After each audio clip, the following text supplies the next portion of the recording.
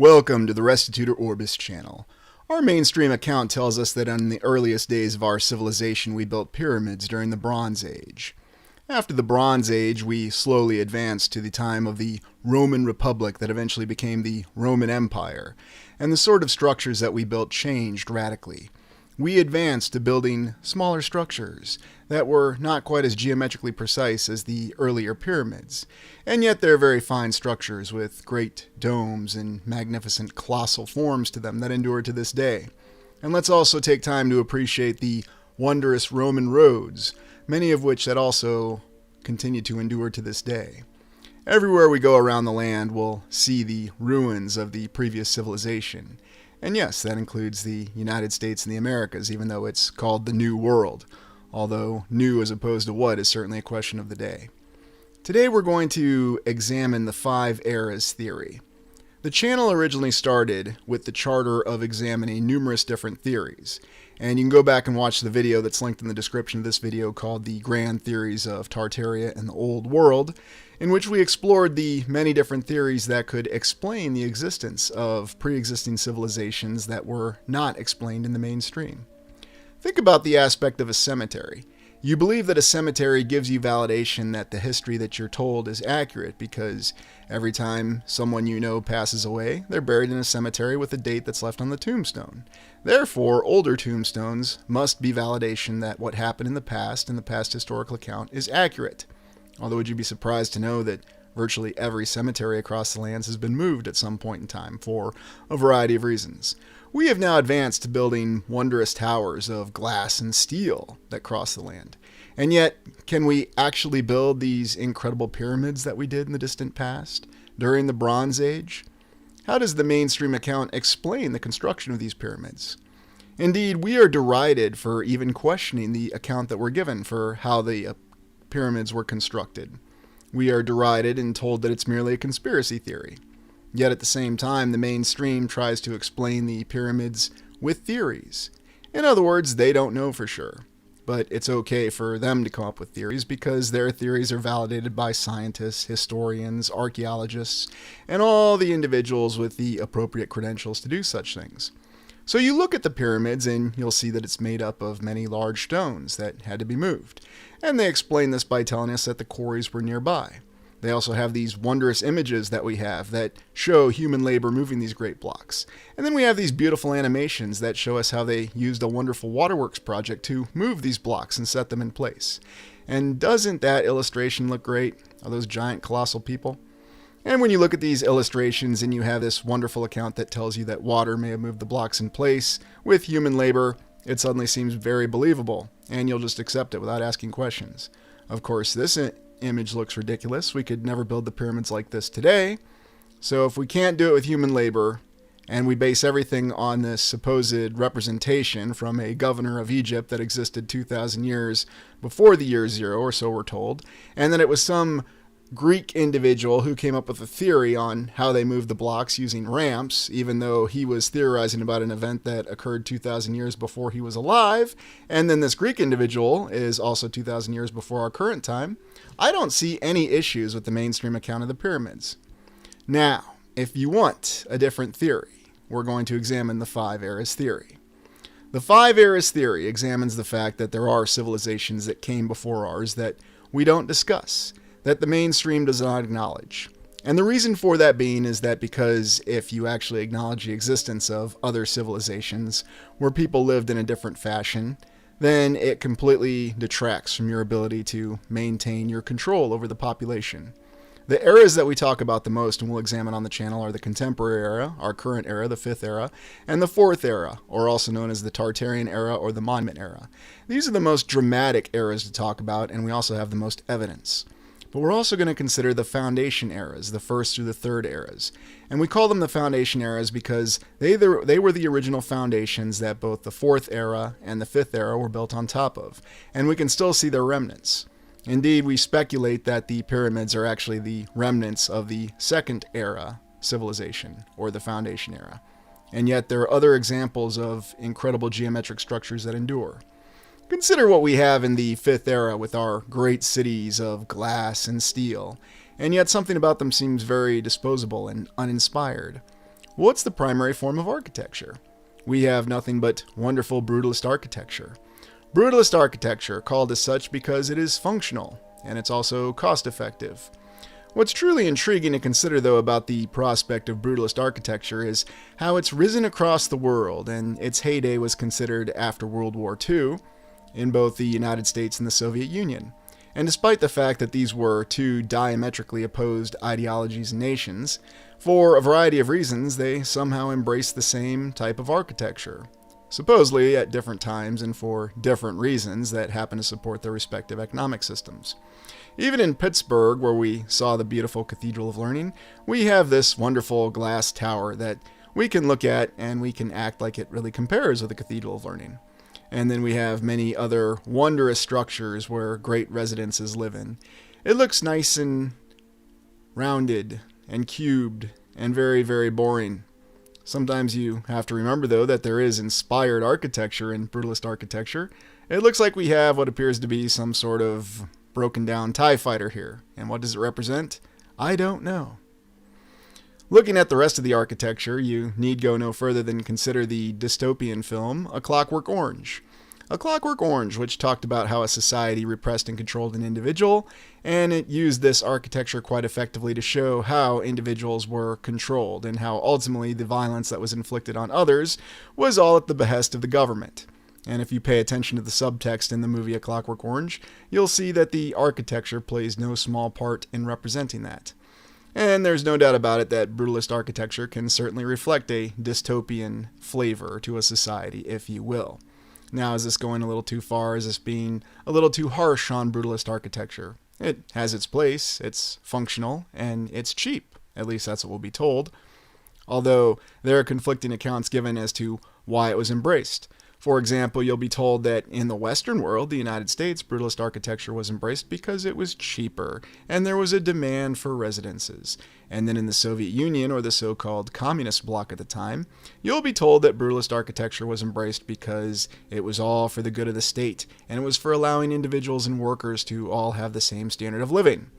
And as much as we believe both of these diametrically opposed ideologies embracing the exact same architecture as the main reason for why we have numerous examples of brutalist architecture, we see that it represents the Fifth Era. And in fact, many offshoots of what they used to call brutalist architecture still exist to this day.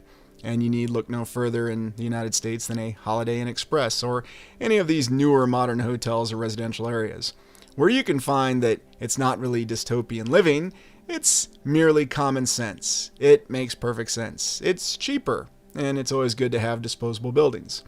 It's also good to have buildings with the fine functional lines of brutalism in the background for when you're engaging on your individual walks for fun.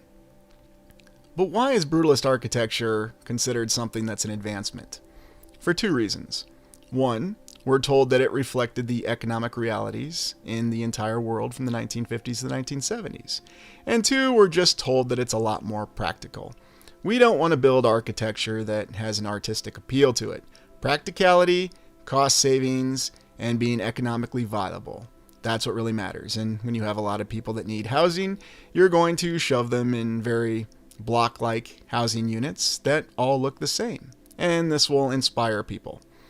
And indeed, the actual housing units that were used to film A Clockwork Orange still have that same dystopian look to them in the present. Now, it's my opinion. Perhaps this is a utopian appearance to you.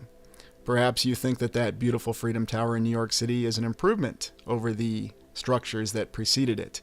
We've looked at the skyline of New York City in the early 20th century.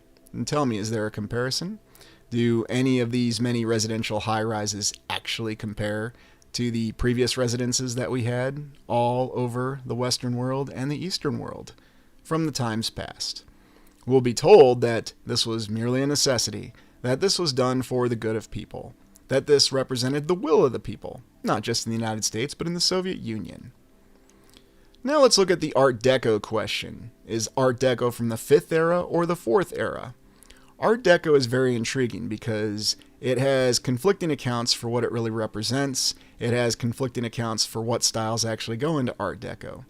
When we look at Art Deco, though, we see something very different than brutalist or postmodern. We see an architectural style that reflects artistic inspiration, something that reflects a civilization that genuinely cares about the structures that it's building, that the structures are supposed to have more of a function than just be utilitarian, as we're relentlessly told that brutalist architecture serves. We see a style and a beauty in these Art Deco buildings that seem to speak to the human spirit. When you look at these buildings, you can't help but be impressed, and you feel that a lot more effort was put into their exterior and interior designs. You actually see the fact that there is the true human spirit that's reflected in these buildings. And oftentimes people will try to convince you that these buildings were all easily built primarily in the United States during the 1920s, and you can even find a great example of one built in the Soviet Union in the 1940s to the early 1950s. Yet, looking at the Art Deco style, you can see that there is something about it that is always awe-inspiring. And it's very difficult to accept the explanation that all these buildings were built with these very wonderful and convincing construction photos that we have. And even though this was only about 100 years ago, it still falls in a very ambiguous time. Did our civilization build these buildings? Or are we simply told that they built these buildings? How much of a deception do we have with the actual timeline? And can we really validate or verify anything? Now, it's very interesting to me because since I've done many of these explorations and we've primarily looked at many cities in the United States, we've started to look at cities in Europe and in Asia, we always have the same explanation and always have the same things that you see in the comments. And I'm going to let you in on something. There's actually a comment somebody could make that would convince me over 90% that any one of these Art Deco buildings were built by our civilization. But it's quite fascinating that not a single person has ever made that comment. And it's really quite simple, and I'm not going to tell you what that comment is. I'll let you know if somebody makes the comment, but you can find an example of it in one of the videos concerning an Iowa exploration because somebody made a comment that very convincingly showed that the 801 Grand Building in Des Moines was built by our civilization. And yet there's so many questions that come up with these Art Deco buildings. They continue to show the aspect of the civilization that preceded ours. I believe that by and large, most of these structures are from the 4th era, or the Tartarian civilization that preceded our 5th era. And why do I think that? Because these buildings do reflect the style of what we would call the Old World. They have that artistic spirit, that inspiration in every single one of them. And it's not just on the exteriors of the buildings, it's also in the interior where you see how they reflect the once grandeur of civilization. A civilization that cared about the individual, not constantly being in a state of function or a state of misery, but being able to inspire the spirit on the inside. No doubt when you're in an Art Deco building as opposed to when you're in a brutalist architecture building, you can tell the difference. You can also compare and contrast how you feel when you stand outside an Art Deco building as opposed to a brutalist building. And when you see some of the examples of Art Deco, the explanation you'll be given from architects is that they had more of an artistic flair in the 1920s to incorporate all these incredible styles that even include Egyptian, strangely enough, because we do recall the civil courts building in St. Louis that we looked at that was modeled after the mausoleum of Helicarnassus, which supposedly doesn't have anything to do with Egypt, but it does. And that's according to the mainstream account. There's always these beautiful reliefs that also accompany Art Deco. The wondrous figures that you see depicted on the outside of the buildings. And these buildings have many different functions. Some are office buildings, some are municipal buildings, some are memorials, yet the style is reflected in the same. And while they try to tell us exactly what it's supposed to reflect, and of course they give us the hand wave explanation that the reason it reflects every civilization and culture across the world is because of course it incorporates every civilization and culture across the world. That's how you explain Art Deco. It's not because it's actually from a civilization that encompassed all the known lands. It's because somebody was trying to achieve cultural understanding in the 1920s, especially in the United States. The interiors of some of these buildings continue to inspire us. Now, why do I acknowledge the fact that some of these buildings may be questionable? Because we constantly run across the situation where we're told, we are assured in the same manner with repeated statements that many of these buildings, and here we look at the main building of the Moscow University, a questionable building, we're told that this individual, Joseph Stalin, was responsible for its construction. And once Joseph Stalin had passed on, then the Soviet Union completely embraced brutalist architecture. Indeed, it's an individual that we always explain it.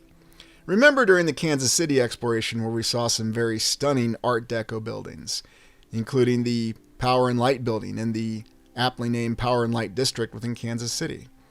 I would be interested to see someone actually be able to build a building like this today. I would like to see someone build this very impressive theater that still endures with this very unique dome, again in Kansas City. Interesting patterns that we see in the windows, and of course the type of construction material that was used to establish the walls and the dome itself. And let's not forget the Kansas City Hall. The Kansas City Hall also being a stellar example of Art Deco. And where do you see it? You see it in the art reliefs, and you also see it in the walls of the building going all the way to the top. So you can prove that there is a skyscraper that's a lot more than just a functional building. You can see there are aspects of it that truly reflect a different civilization, unless we're to believe it's our own civilization. Kansas City has its own version of Joseph Stalin, Tom Pendergast. Tom Pendergast, who was a mafia and political machine organizer in Kansas City and supposedly responsible for the presidency of Harry S. Truman. Of course, it didn't save this particular individual from serving time in prison for tax evasion. So really, was Joseph Stalin and Tom Pendergast responsible for the Art Deco buildings, or were they just the people that we say are responsible? We have many photos of the construction of the Art Deco buildings, and supposedly we have many accounts. Although, oddly enough, no one seems to provide a first-person account. And now let's consider the fourth era proper. This is the era that we call the Tartarian era. This is the civilization that preceded ours. There was a hard reset that occurred in a time frame from 1750 to 1850, although it's hard to say for sure. We have wondrous examples of what the Tartarian civilization may have looked like. Very incredible architecture, stretching to the sky, various forms of producing power. We've explored it in great detail about how this pre-existing civilization managed to achieve a balance between both nature and the artificial implements of its civilization. It also managed to achieve the very elusive balance, for a time, between the individual and society. And that's something that our current civilization tends to go away from in every direction that you can imagine, especially given the fact that it oftentimes defaults to extreme polarizations and someone always having to be right and someone always having to be wrong. And you always have to embrace a belief now, and it's completely wrong to remain undecided about something. We'll still see examples of this Tartarian civilization even in some older images that we have, such as this image that may or may not have problems with it, of an airship docking with the Empire State Building. We also have other examples of airships docking with various towers. So is this really a brief technological fad according to our mainstream account? Or was this a real technological advancement that carried over from the Fourth Era civilization that had to be removed? We've looked at many examples of buildings that still stand to this day that we suspect are from this pre-existing civilization. Consider the Art Deco buildings that we looked at that are very likely from the Fourth Era civilization. We've also explored many libraries and municipal buildings in many cities, such as Terminal Tower in Cleveland. And many people will insist that they have numerous accounts, or because they worked a job in the building, that they can prove that it was constructed by our civilization, even though all we have are some very difficult to interpret images. And once again, we have, strangely enough, no first-hand accounts. Well, I understand the 1930s was a long time ago. And again, we have other images of this terminal tower. And many people will say that they just know, or they know someone who knows someone who knows someone, and that's what they'll say. And if that's good enough for you with the historical account, then by all means accept it.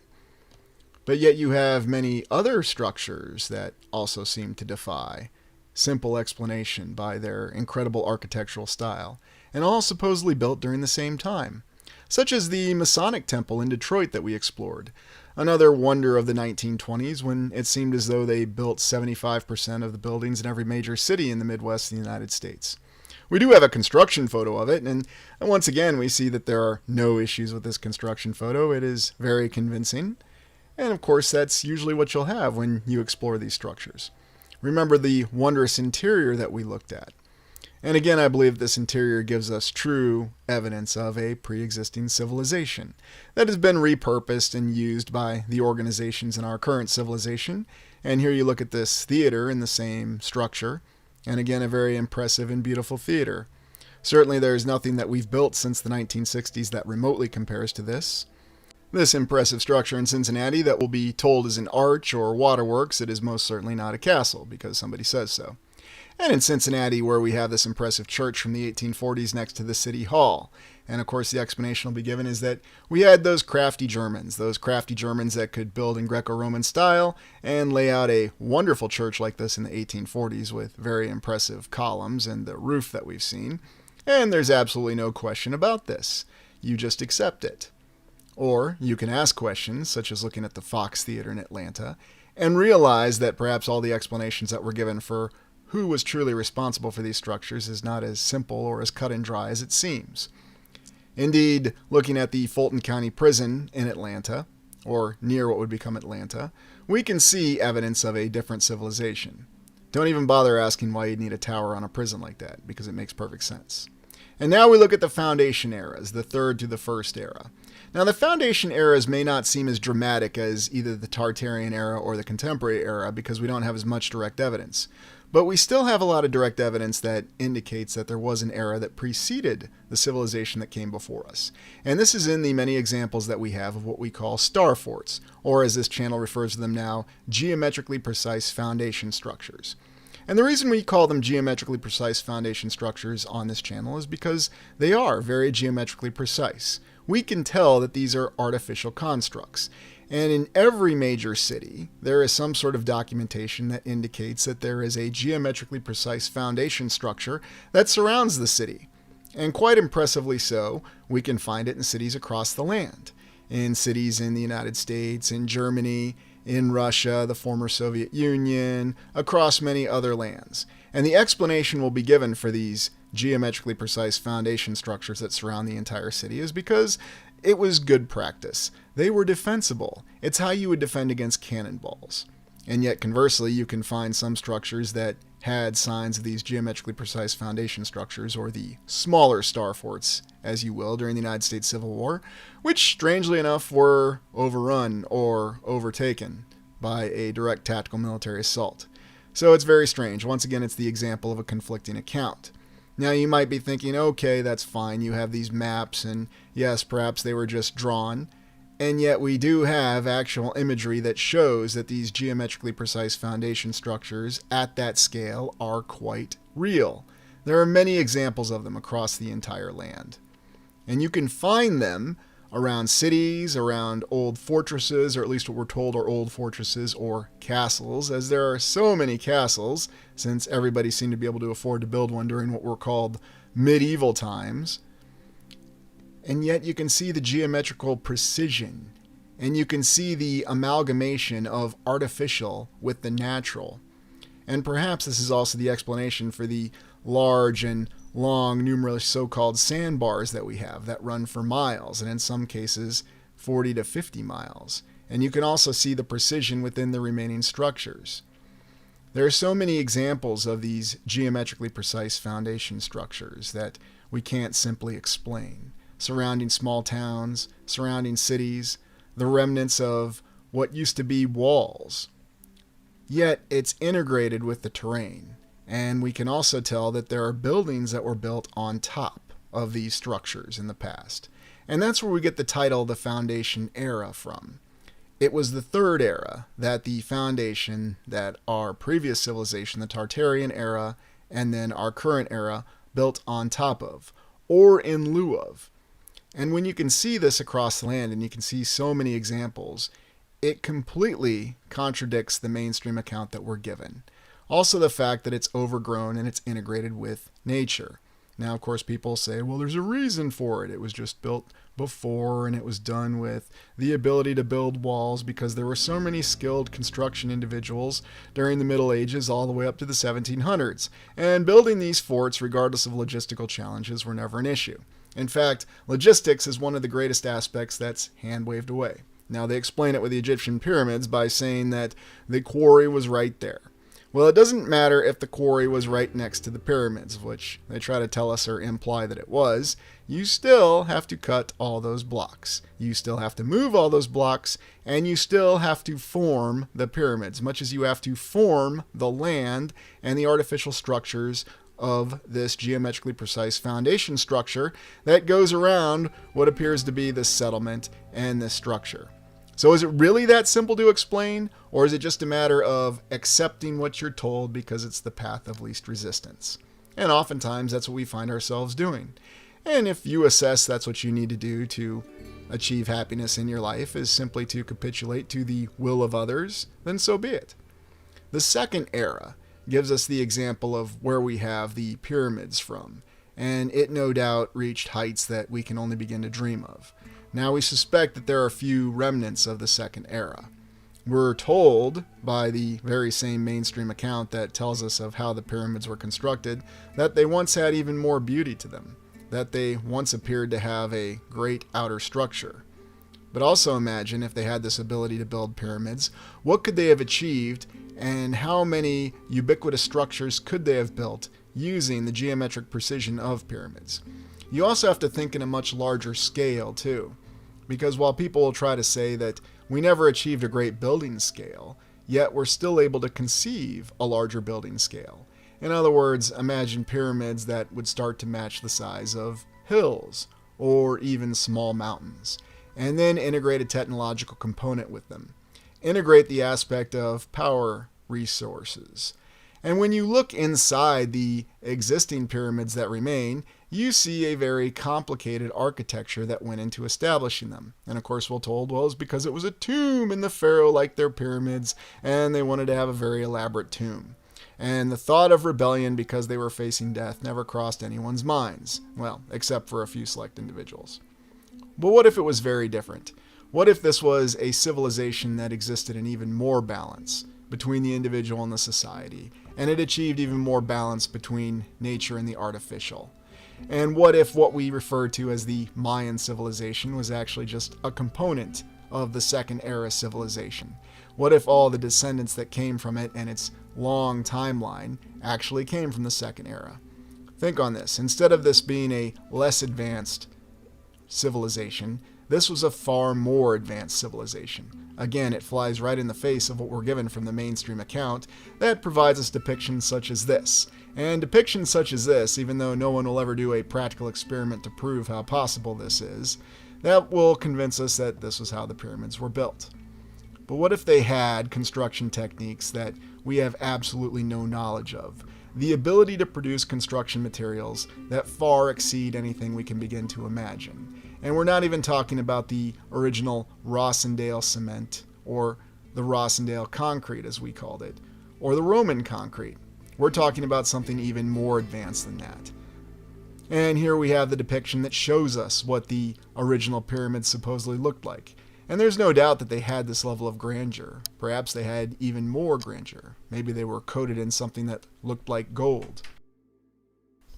We'll still certainly consider all the other theories that we have, even though the 5 eras theory seems to be quite solid, at least from our observations.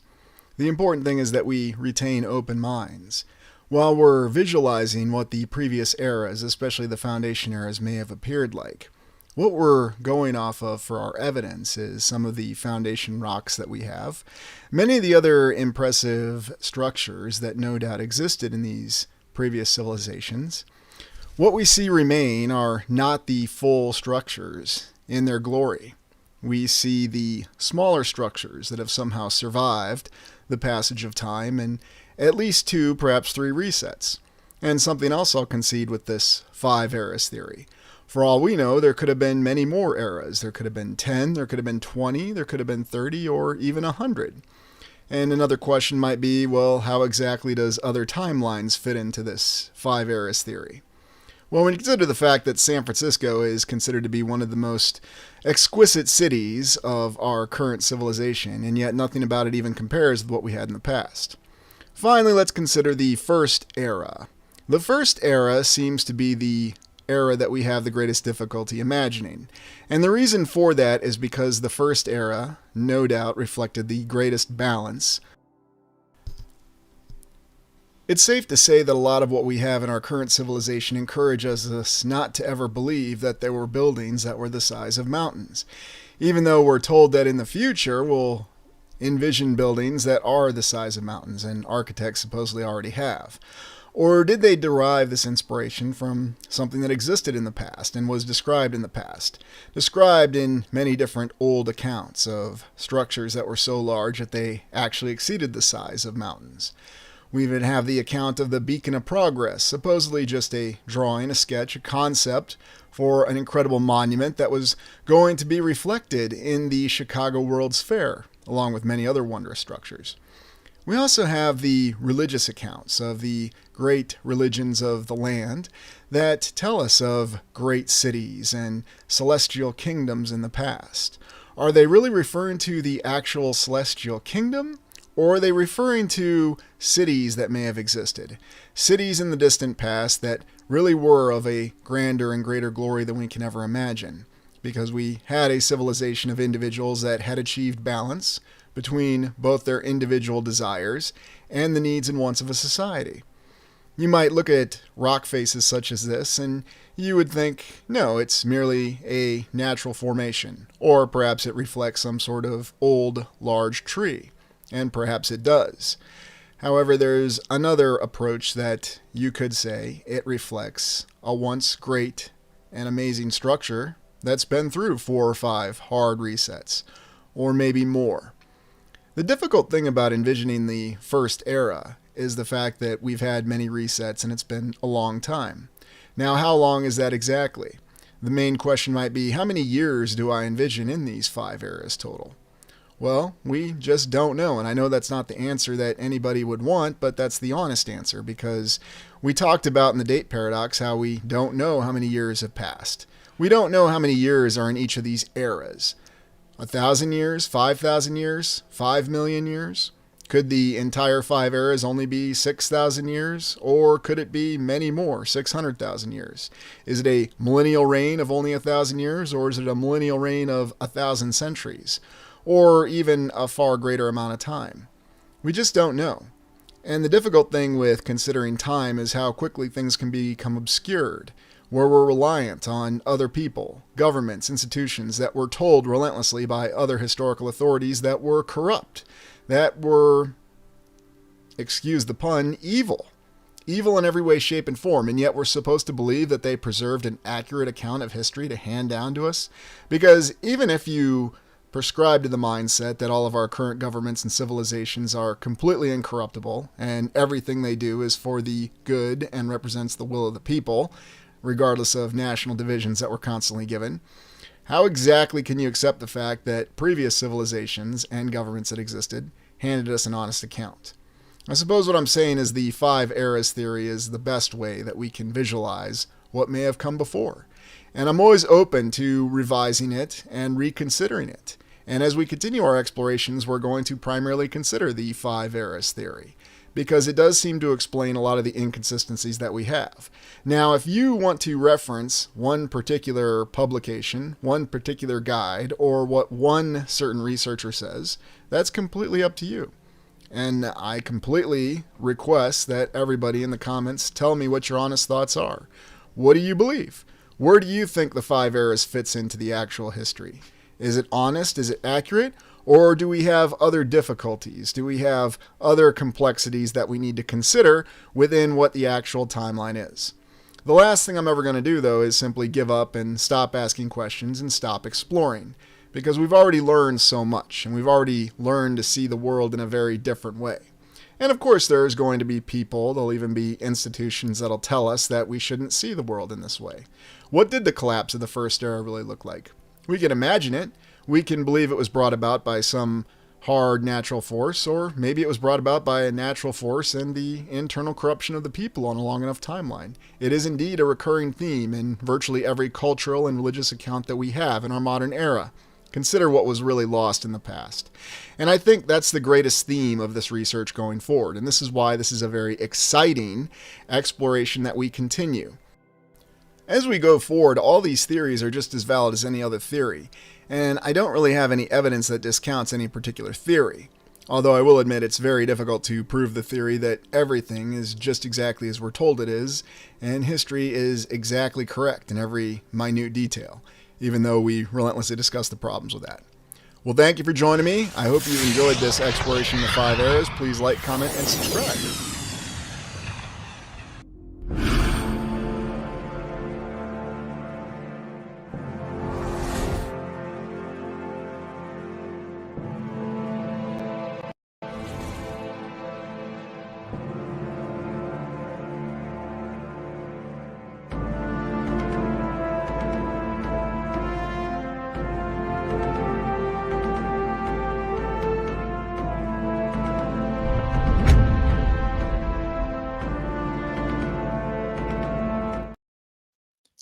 Greetings, everyone, and welcome to the weekly live stream for the Restitutor Orbis channel. I'm your host, Lucius Aurelian, and thank you for joining us as we continue our exploration of the 5 eras, the alternate timeline. And I'd like to extend a great warm welcome to all Prime Explorers, viewers, and all others joining us. The intention behind this exploration is I'd received several requests to give my idea in terms of how much time I think may have passed in each era. Now, there's a little bit of a pre-note, or at least a precursor note, I want everybody to be aware of. This is all entirely speculation, and we'll talk about why it is, especially as we go further back in time. And that's an honest assessment for me. The further you go back in time, the more difficult it becomes to really know exactly what the specific events were, to include the sequence and the chronology. And if anybody tells you otherwise, then it's a confidence trick. But let's really talk about that. Let's talk about time and perception to get started. Now, does anybody know what we're looking at here in this initial image? Does anybody know where this is? I have a feeling somebody knows what we're looking at. And yes, this has been explored before on the channel. Come on now. I know you want to say it. Kitch, Casey, come on.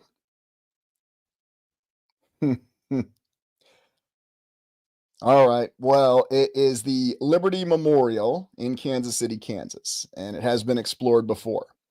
Now, the interesting thing about the Liberty Memorial, yeah, there you go, Casey. There you go. Liberty Memorial, Liberty Tower. Interestingly enough, constructed in the 1920s, thanks to donations collected from the good people of Kansas City to memorialize the dead of World War I. That's what its stated intention is, and we have some confidence that it was constructed or completed in the 1920s. Although, do we?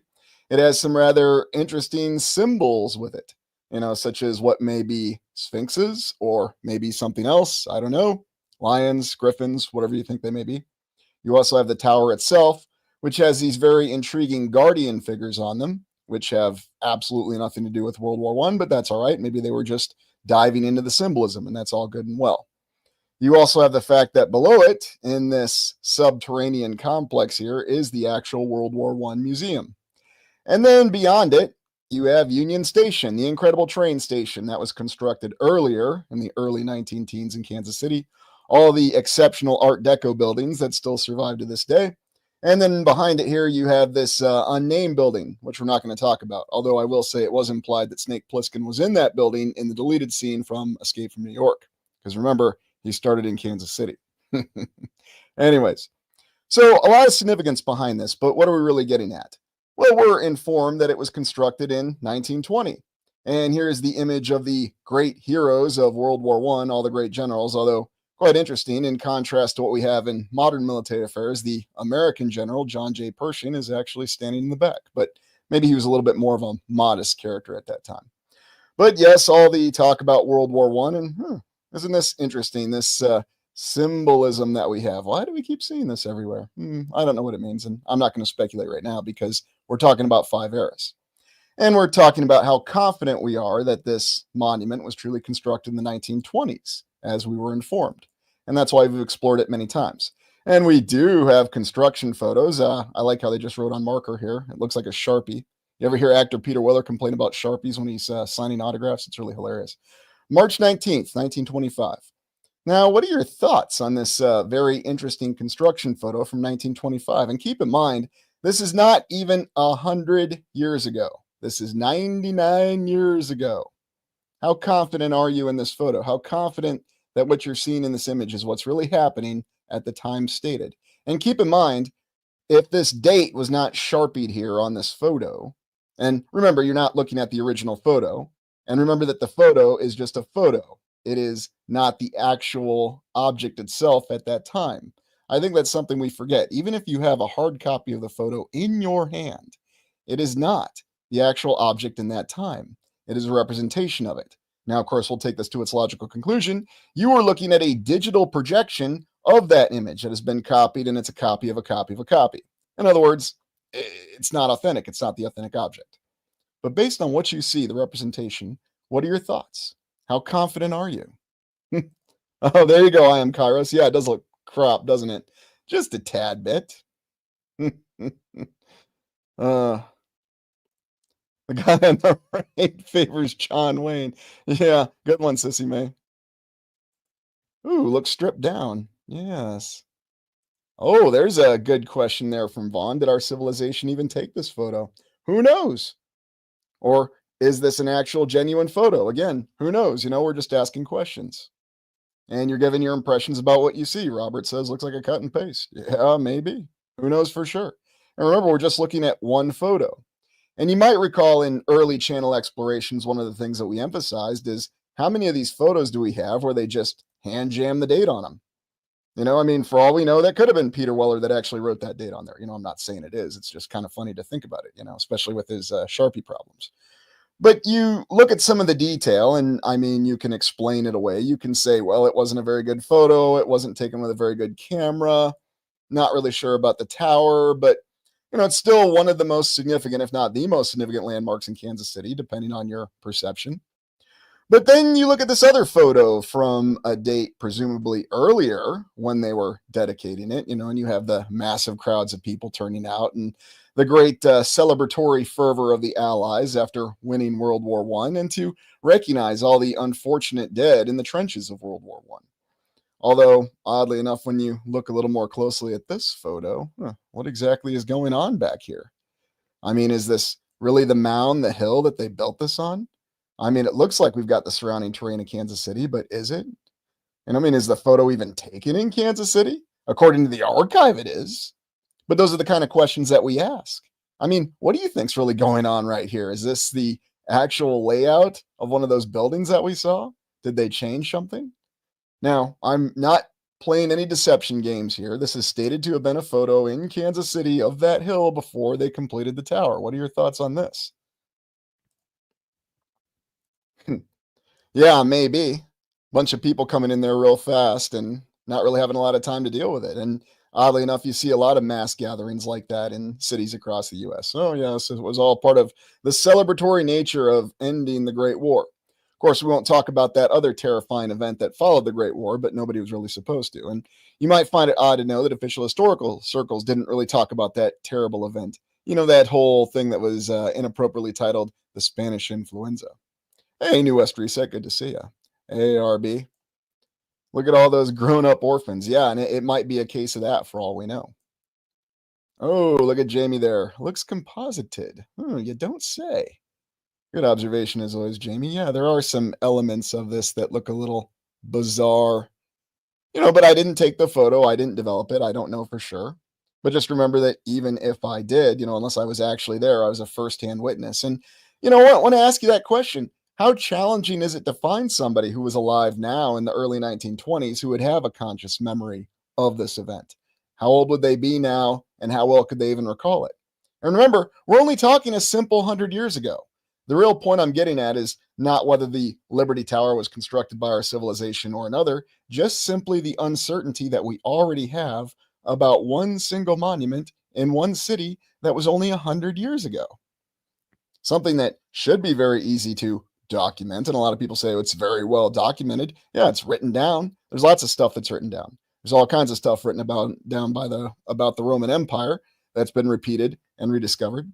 You, oddly enough, have strange anomalies going on here when you look closely at the people. But that's just one object. Now, going down from the monument to Union Station, this is apparently a colorized photo of the early construction on it. But again, if they've colorized a black and white photo, then what's that allude to? That alludes to altering the original photo, doesn't it? Photo taken from a flying machine. That's a good one, City Lamp Duo. Yeah. Who knows? Maybe. Maybe it was more of those veterans of the Union Balloon Corps from the Civil War. Ah, look at that, KC-933. Yeah, it does look old and dirty. And we know that that building certainly doesn't look old and dirty to this day now, does it? Hmm. You're right, Marine. There is never a foundation image. I would love to see a foundation image of this building. Anyways, here's more of the original photo of it to give you an idea of its size and immensity. And this is a very large building, especially the roof to this day. Of course, it's now been turned into a shrine for the Kansas City Chiefs. I don't know if it's still a shrine for the Kansas City Chiefs. I'm sure it is. But of course, they have these very intriguing looking cranes, and you'll never see the actual blocks of the columns or the pillars lifted into place or anything like that. I don't know. Maybe we've got something like that going on here. It's just always a bunch of rubble. It's really strange. But that tends to be what we see. And here you have an image. I think this is from the 1930s, judging by the automobiles, as Mr. Worf would say. But it appears as though it's been there for a while and they just needed to clean it up. And even looking at the skyline that you can see at Kansas City, most of the buildings are already there. Well, of course they were. It was after the Art Deco era.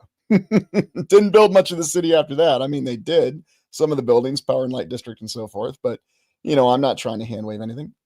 Now, the building appeared in this film. You may have seen this film, or you may not have. It was a TV movie, 1983's The Day After, starring Jason Robards. Jason Robards is a very interesting individual. He was an actor. His father was an actor, too, and they went by Jason Robards Sr. and Jason Robards Jr. Then his father passed away, and he just went by Jason Robards. His grandfather was actually the manager of Teddy Roosevelt's 1912 presidential campaign in Michigan. Yeah, so obviously the Robards family was well connected. And I don't remember the name of the performer who portrayed his daughter, but she wasn't in the movie too much. He talked to her, and then we saw her trying to survive Kansas City. You might remember The Day After was one of the 3 major nuclear nightmare fear films that came out in the early 1980s. This one was directed by Nicholas Meyer, the very wondrous auteur, director-writer who composed Star Trek II and Star Trek VI. To this day, still considered by many Star Trek fans the best of the Star Trek movies. He's the one who, on a shoestring budget, managed to make this TV film that just utterly frightened people. And I remember these days. I remember people being frightened by this film.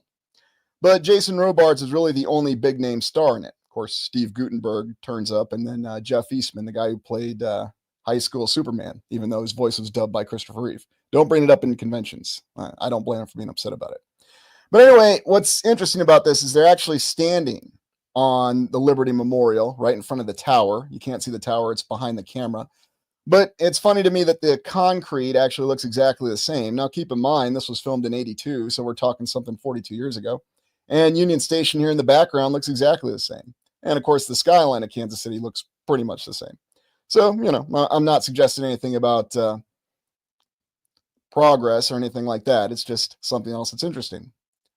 Now, later in the film, after the 2 hydrogen bombs hit Kansas City, then we see Jason Robards return to try to find his family. Of course, they're all dead. And they superimposed an image of what we're informed was Hiroshima as part of the special effects. Although I'm not going to show the image again, but you actually see Jason Robards walking around what's left of Liberty Tower. They did a pretty good job factoring up the rubble, despite having a shoestring budget. Anyway, here's where things get really interesting concerning Mr. Jason Robards and why we're focused on him initially. So in 1991, and going on to this whole concept of not being confident in history, Jason Robards served in the United States Navy. In fact, he was in the United States Navy when the Pearl Harbor attack occurred. And he narrated this little exploration on it, or perhaps I should say documentary as they called it then, on Pearl Harbor. And it was called The American Experience, PBS Pearl Harbor, Surprise and Remembrance. You can look it up yourself, and at timestamp 5734. And I'm not going to show it here. I'd rather give credit to the content creator who actually went to the trouble of posting this because I had it on a VHS tape, but it was lost. And Jason Robards says the following. He says, I was there that Sunday aboard the USS Honolulu, Radio Man 3rd Class Jason Robards. So Jason Robards said that he was at Pearl Harbor and he was on the USS Honolulu.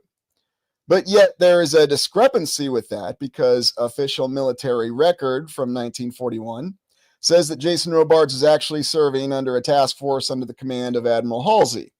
Halsey was commanding from the USS Enterprise.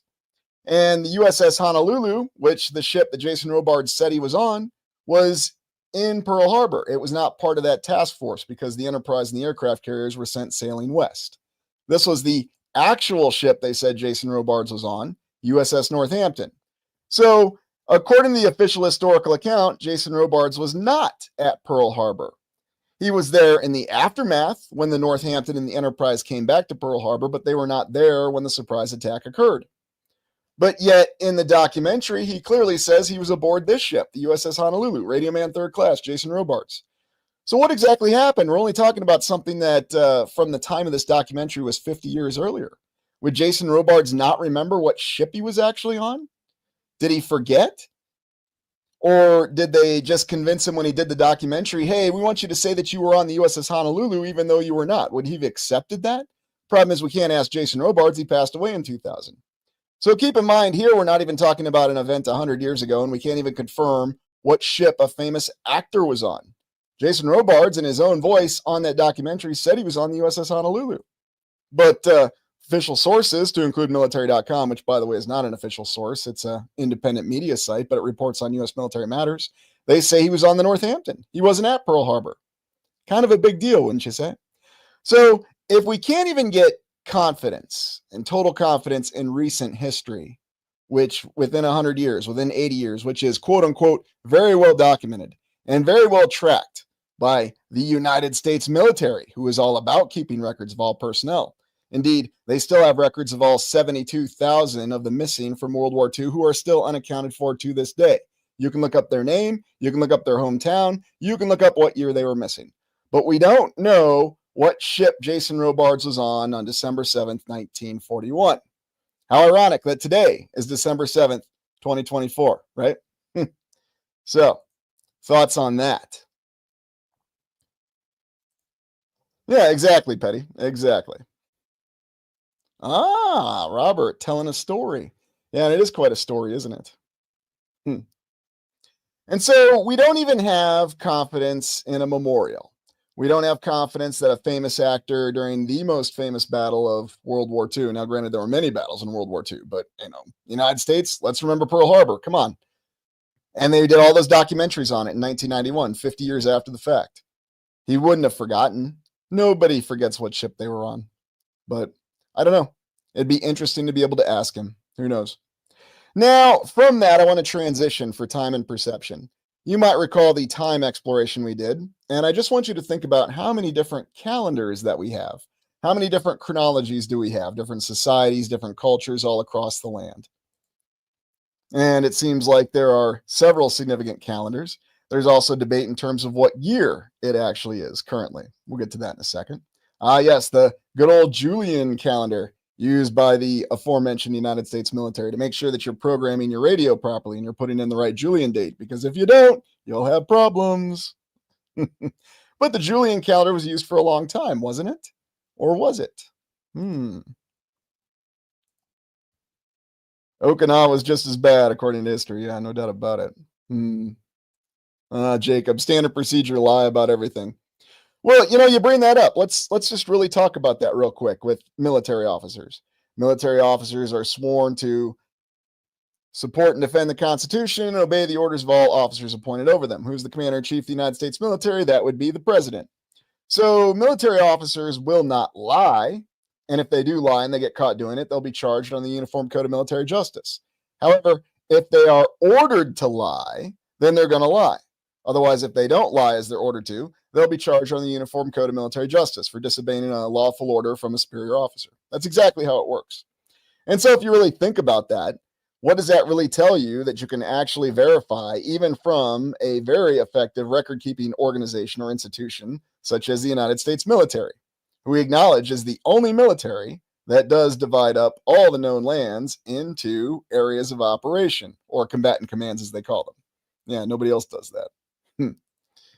I am Kairos. Right new narrative for new population with a new calendar equals reset.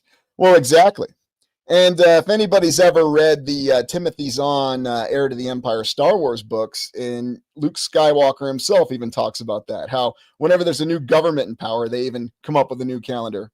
There was the pre-imperial date, and now there's going to be the New Republic date. And what was the name of the government in the Star Wars sequels? I don't know. They never talked about it. You had to read the books. Okay. Anyways, so all these different calendars that allude to a reset. And finally, we get to what we're really talking about, the 5 eras theory. So I came up with the 5 eras theory as a way, but not the only way, to try to see how the past may have happened. And what we're going to do is we're going to go through each of the eras now for the rest of this exploration. We're going to talk about what we know, what we think we know, and then how long each of these eras may have been. And you can see how the 5 eras theory works. We're in our contemporary era. And yes, I leave the year 2023 up here because, that's when the channel started, and that's when I started doing explorations. Although, interestingly enough, I'm getting more people in comments who are saying they've been following me for years. So I don't know. Are these people who knew me personally and now they're on the channel? I don't know. It doesn't matter. I'm thankful for everybody who wants to show up and support us. It's all good. But anyways, 2023, whatever the present actually is, the contemporary era, all of our events that have happened, the history that we've just been talking about. We do a lot of our explorations in the contemporary era. If not, well, technically we do all of them. But most of our focus is here because we're looking at any remnants that we have.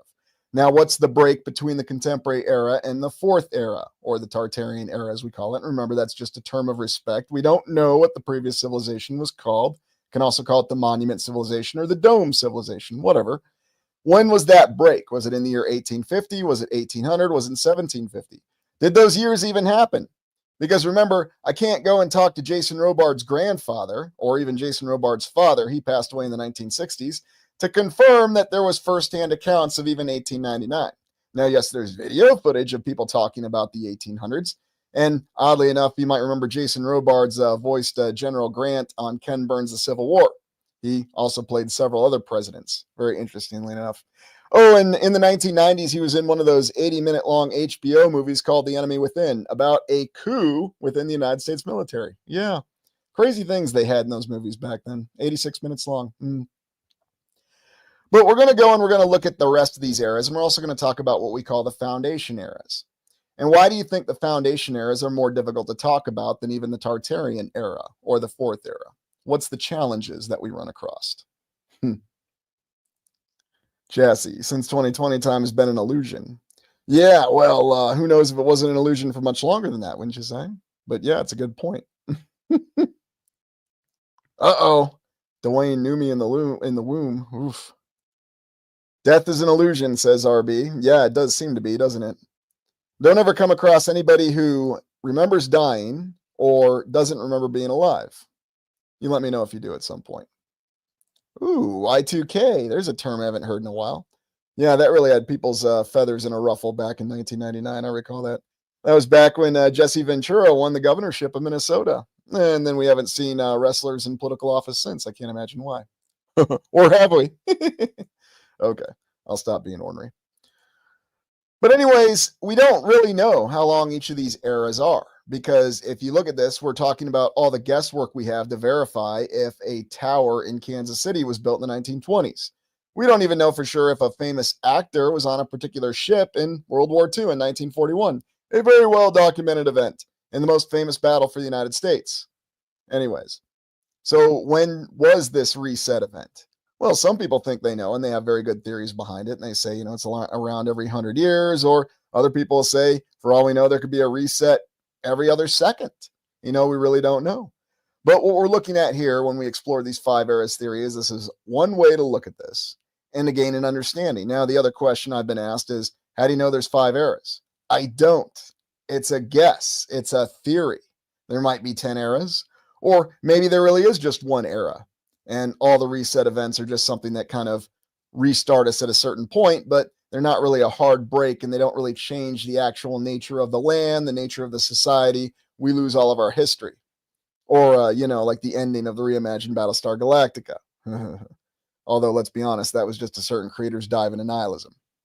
So thoughts initially on the 5 eras theory. Do you think it's a good way to look at things, or do we need to step back and reevaluate or revise how we look at the past? Because what we're going to do is try to figure out how many years may have been in each of these eras. And yes, in this exploration, I'm going to give you my best guess. And that's exactly what it is. It is a guess. It is speculation. I'm saying it. And don't worry, I'm sure there'll be plenty of people in the comments when they watch this later that'll say, speculation, where are the facts? Give me answers. No, not yet, but I'll be getting to it since you've asked. Thanks for your patience.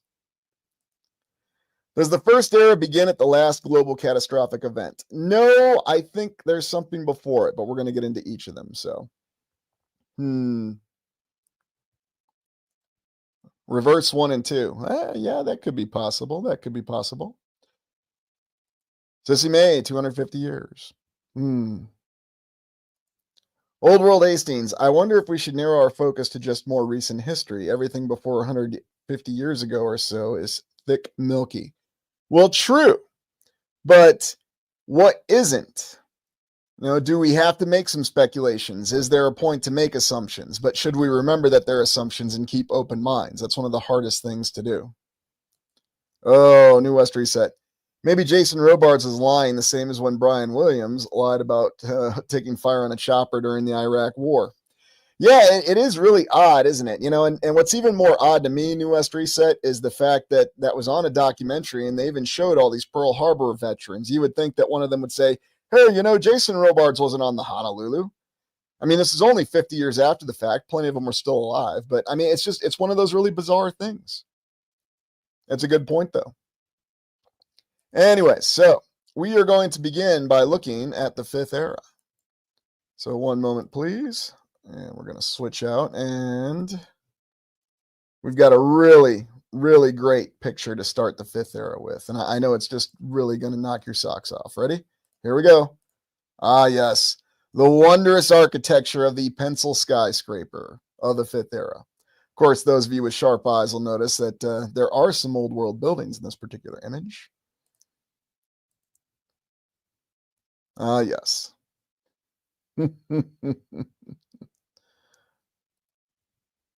RB, I like timelines. I'm just bad at conceptualizing time. You know what, RB? Maybe we all are. I am, we all are. It's hard for us to conceptualize it. And maybe there's a reason for that. Robert, when were the Anunnaki? Well, since you're asking, I would suggest either the first or the second era, maybe the first two eras, but maybe they didn't happen the exact way that we think of them. See, that's the beauty of this 5 eras theory, is it doesn't really discount anything. We don't discount the Anunnaki. We don't discount the MRC. We don't discount preterism. We don't discount many other things. So, Adam, I hate the pencil skyscraper. It looks like it's going to fall. Yeah, it doesn't exactly give you the confidence of something that's going to last for, 100 to 500 years or, even the next 10 to 20. But who knows the reality behind it. So, But this is what we associate with the fifth era. This is what we see our modern cities. Tall glass and steel skyscrapers. And it still takes us about 4 to 5 years to bang them out. You don't really hear of any one-year wonders anymore, but they're taller, I guess. Now, does anybody know where this is? And I'll give you a hint. This is not, I say again, not in the Middle East anywhere. Is there anybody out there who knows where this is? And no, I'm not expecting the Kansas City residents to know this one. So, well, you're not far off there, Lawrence of Olivia. You're not too far away from it. It's not Vegas. You're close, though. Geographically, or whatever that is, you're close. Godzilla stripper pole. Oh, that's a great one, RB. Oh, Julius. Yeah, it's not far from Hollywood. This is actually in the great city of Los Angeles. And you might remember there was a film that we reviewed back when I was doing Old World in Film. Yeah, it's in Los Angeles. And this was actually inspired from the movie set of the film Intolerance, a film from the 19-teens. And what they tell us is that they reconstructed this entire movie set. Although when you look at images of the movie set, you'll notice that the elephants look exactly the same. The symbols look exactly the same. So yeah, they still have this setting up here in this shopping center, this very bizarre Mesopotamian symbol in the middle of Los Angeles. And you might recall they also had that tire factory that's really close there. And that's been covered. So yeah, if you need any confirmation that you're in Los Angeles, look right in front of you. That'll give you the confirmation. I recall when I was there, they had a big, huge statue of a mummy because they were advertising that that Tom Cruise film that I didn't enjoy very much. I'm not saying it's a bad film. I just didn't enjoy it very much, but very interesting. So is this some sort of remnant? Is it something else? I don't know. I didn't analyze it. I didn't really want to go close to it. There was some reason I wasn't drawn to that when I was in Los Angeles. And so, specifically in the contemporary era, so we're exploring everything right now, our modern cities and all the remnants that we have of the fourth era. Now, if you go off of this 5 eras theory timeline, what happens is you go back further in time.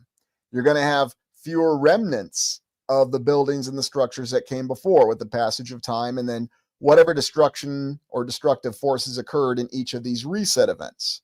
However, is it possible, though, that because the structures in the distant past were of a much greater scale, were larger beyond our ability to comprehend, that there could actually be more remnants than we realize from the foundation eras? That's something to keep in mind. But we'll stay in the fifth era for right now. And indeed, all these images that we have, a good question posed by Vaughn, were these pictures actually taken in the fifth era? I believe the majority of them were, but I could be wrong. Some of them could have been remaining photos from things going bad during the end of the fourth era, for all we know.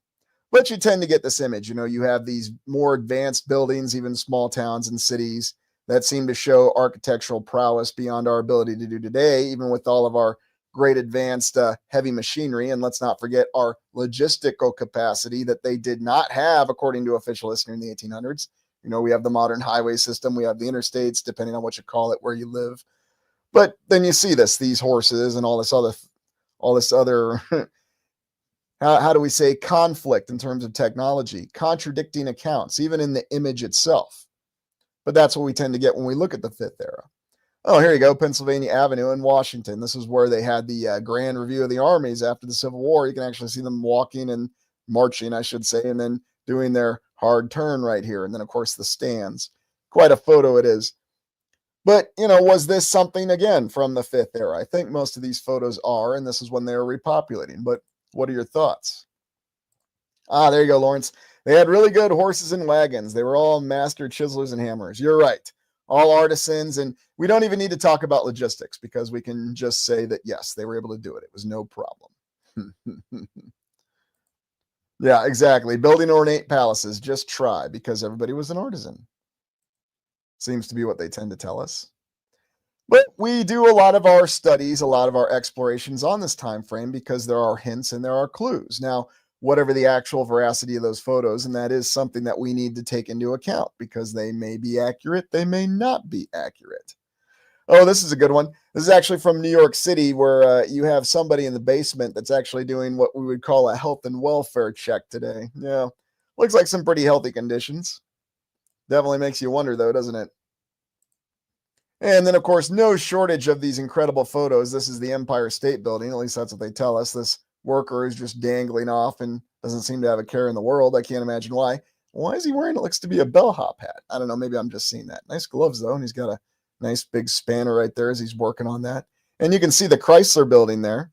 Although, do you see any issues with this photo? I don't know. But we have these photos, no shortage of these kind of photos with these super workers that are going up there at death-defying heights. And you'll have people that'll tell you, well, they just worked harder then. Not only were they master artisans and craftsmen, they could suddenly build a whole new style, Art Deco, which they hadn't built before. So I guess they could master new arts and crafts instantly.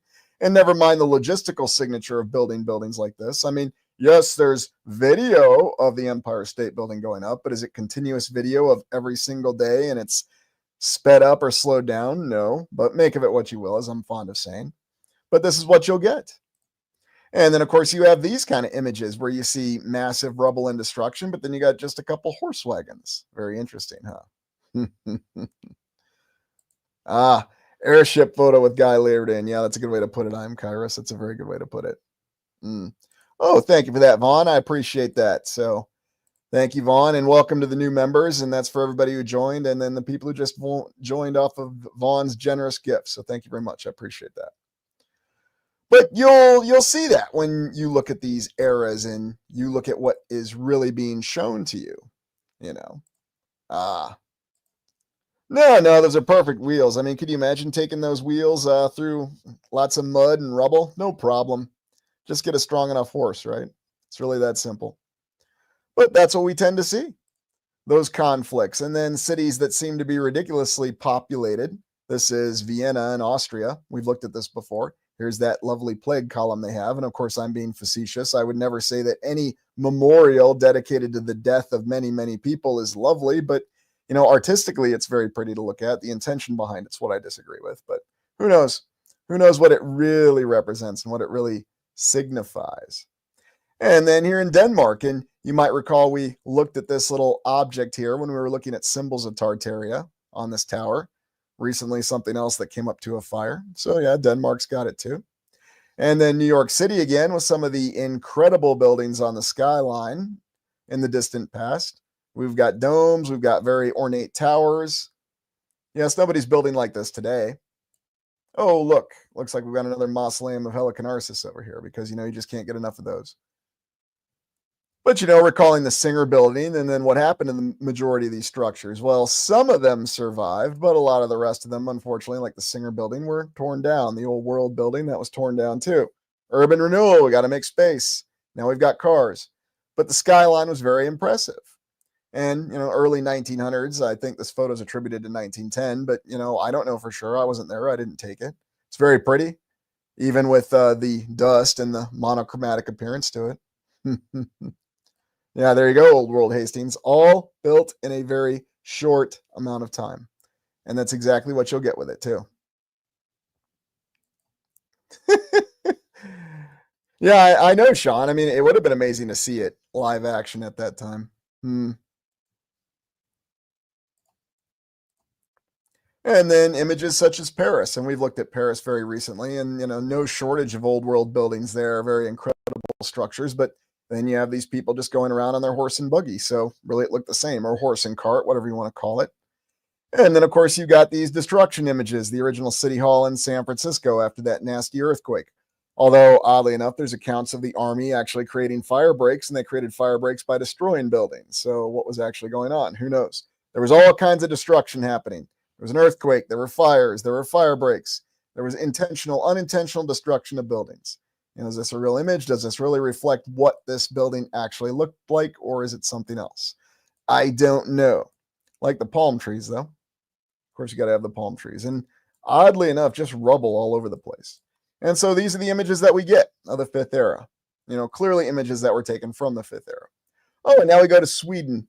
Yes, I intend to get up to Sweden here soon, the Nordic nations as they were, and especially explore some of the islands that they've inhabited. And you might recall we highlighted the fact that the Norwegians were the great polar explorers. They explored the North Pole and the South Pole. Now, yeah, they're geographically close to the North Pole, but certainly not the South Pole. But by golly, if you're going to do one, you better do both.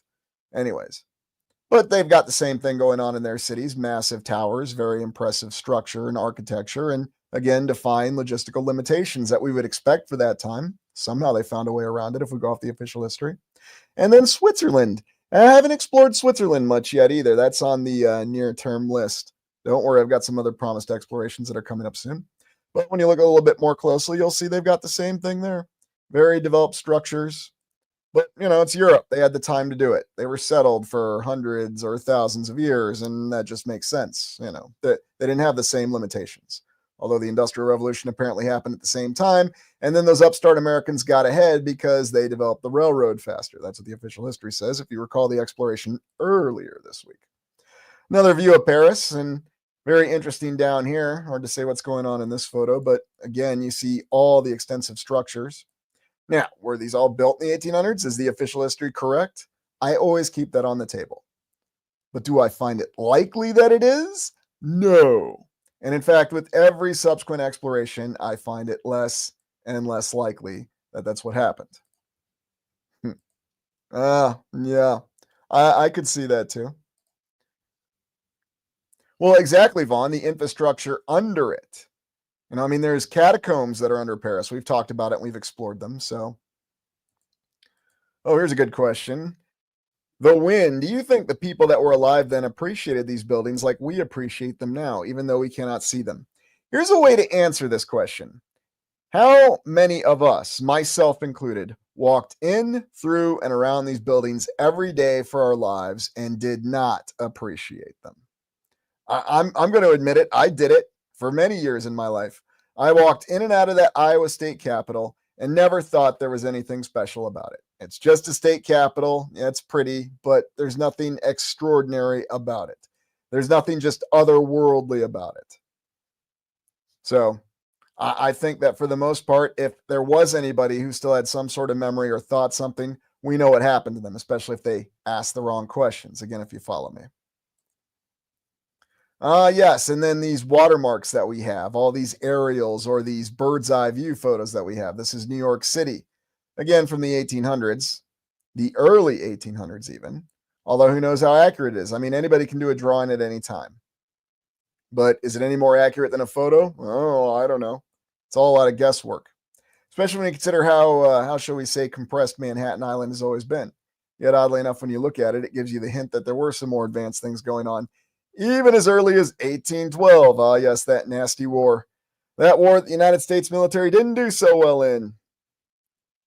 Probably why they didn't ever want to try to invade Canada again. They finally had enough of that. But then you have these other odd images from New York, 1842, this water reservoir. Now, did this really exist or didn't it? I don't know. There are actual remnants, though, and there are hints that this reservoir did really exist. Quite an advanced structure for the early, or maybe I should say the mid 1800s, but even so, just incredible building, incredible architecture, and again, defying the logistical limitations. And who knows what's going on in the background here? Maybe you could say that's artistic impression or artistic expression. But who knows for sure? It's really, really odd.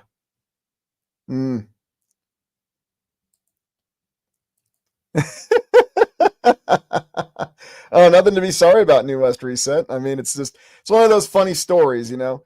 You talk about how the United States military wanted to rely on its militia, and then its militia refused to cross the border into Canada. But that wasn't the last time, you know. We also talked about those Fenian raids that occurred after the United States Civil War. Apparently those didn't go well either, but, you know, make of it what you will. Ooh. Hollis, could it be that the precession didn't reel and the shift of the dome means a different dimension shift in recent years? That's entirely possible too. Can't rule that out. Oh, that's a good one there, Texas. Giant swimming pool. Yeah. That'd probably make more sense than anything else we've got.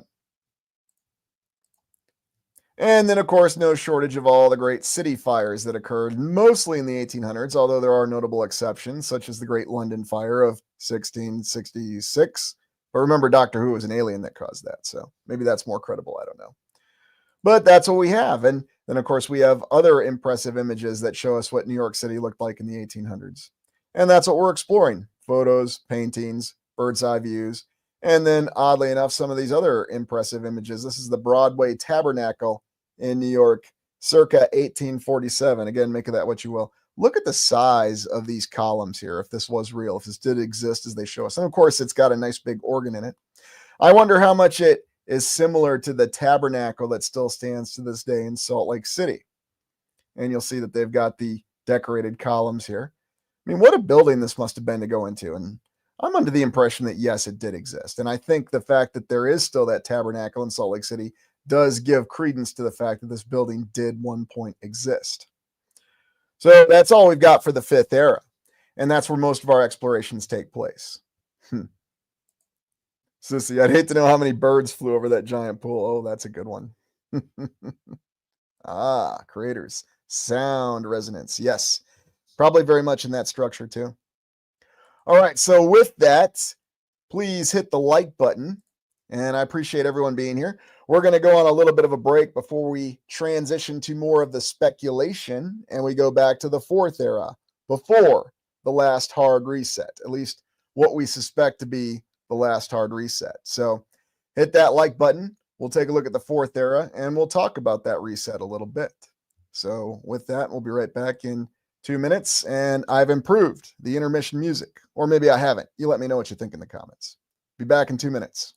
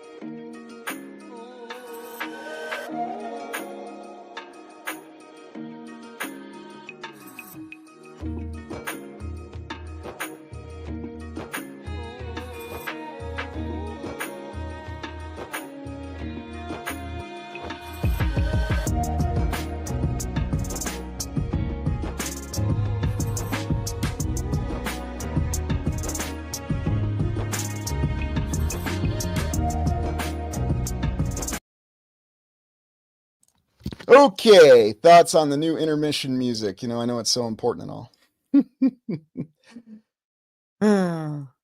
Oh, well, there we go. Deep state music. Oh, goodness, goodness, Albie. I hope you're not saying deep state, but all right. So we're going to transition to the fourth era, give everybody a chance to get back on from the break. So, one moment, and we'll close out the fifth era, and now we go to the fourth era. Now, the fourth era, yes, I get a lot of requests to do fourth era explorations. And the fourth era is probably most compelling because guess what? In this fourth era, we have the most evidence that remains, do we not? Hey, New West Reset, thank you for that. I appreciate it very much. Yeah, happy little bricks, no doubt about it. Hey, Atom Bomb. Oh, well, thanks. So, anyways, when we look at the fourth era, what was the reset event? Well, we've got different theories behind it. Was it a plasma fire? Was it some kind of flood?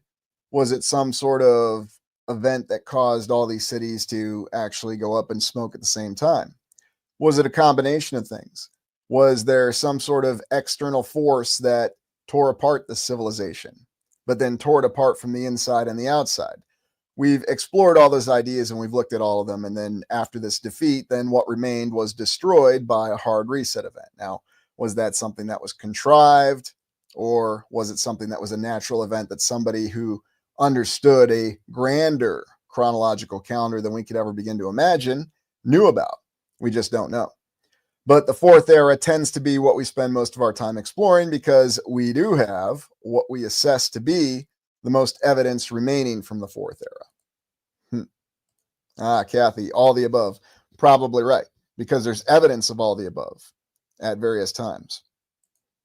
Well, in reality, Fallout actually considers many of these theories, and even the original game of Fallout did back in the late 90s when the first games came out, Fallout 1 and Fallout 2.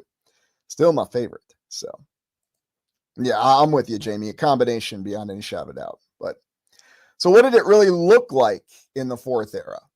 Well, maybe the best hint that we have, or the best clue, is what some of the grand expositions that we've explored looked like. Maybe these were the best preserved remnants of the structures that survived, fully intact for all we know.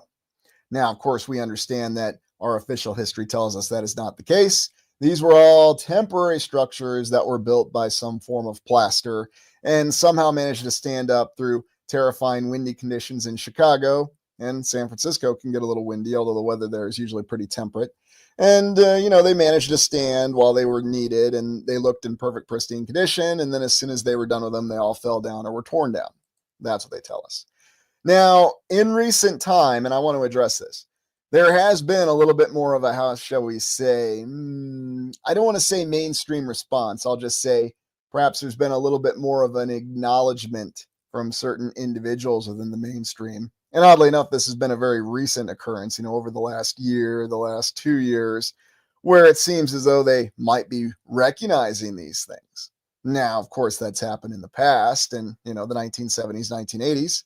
I know because I saw this stuff firsthand. And then all of a sudden it was very quietly and carefully shut down. Now, it wasn't directly shut down. It was simply ignored and ridiculed, and that tends to be the most effective. But many different images about what things looked like in the fourth era. And remember, it's all very hypothetical. I think that the best clue we have is these expositions. But maybe not. Maybe it was much more grandiose for all we know. Or maybe there was an element of it, and I have considered it, a dystopian element. Because remember, the civilization fell and it collapsed. So perhaps the leadership was subverted. Perhaps they were corrupted by this external force or this ancient enemy. We've done these explorations, and they turned the civilization against itself. And things started to get really bad really fast. Very dense living conditions, things that don't really make a lot of sense. But then we have other images, and yes, I'm using all resources here, so just bear with me, that give us the impression that when things were at their height, it was quite an amazing experience. You had unlimited travel capacity. You had the logistical ability to construct these structures. You still had more advanced technology. And then on the other hand, you also had the balance between the individual and the civilization, one not taking advantage of another. And also consider the leadership before it was corrupted, a responsible leadership that actually took their leadership seriously. And it was not something to be exploited. I am certainly not suggesting that anyone has ever done this in the fifth era, merely that it was a point of emphasis in the fourth era. Ah, yes. I've also seen some images of a 10-story tall hillside temple with terrifying animal heads. Yeah. And you'll see many of these different details. So maybe they cared more about beautiful architecture and pleasurable travel than money and power. Well, that's just it.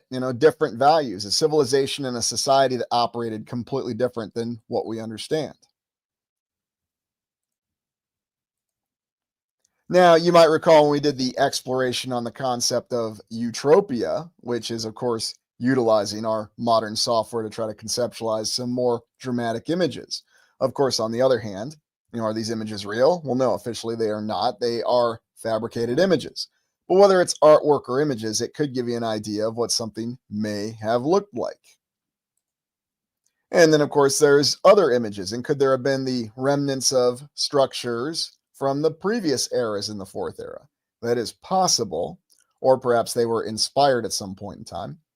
But was there a concept of free energy, or was there a concept of multiple forms of energy production that were more advanced beyond anything we can imagine? Absolutely. Crystal energy, energy from the air, other forms of energy, not reliant on what we think of as energy today. In reality, one of the components of the theory of the five eras theory is that as you go further back in time, capability increases. The logistical capability increases. The artistic expression of the civilization increases. And ultimately, the size and eminence and beauty of the buildings increases. Again, it's just a theory. It could all be wrong, and I acknowledge it. But some of the images giving you an idea of what it may have looked like or what it could have looked like. Now, is it possible? Again, this is another one of these, what we're informed are generated images. Is it possible that there was something like this that was visible in this way to the people after the reset? What did they really know? Were they just brought back on the boats and cut loose and told to make the best that they could with what they had? Sure. And were there authority figures who were told what the account was? Sure. And did they question things?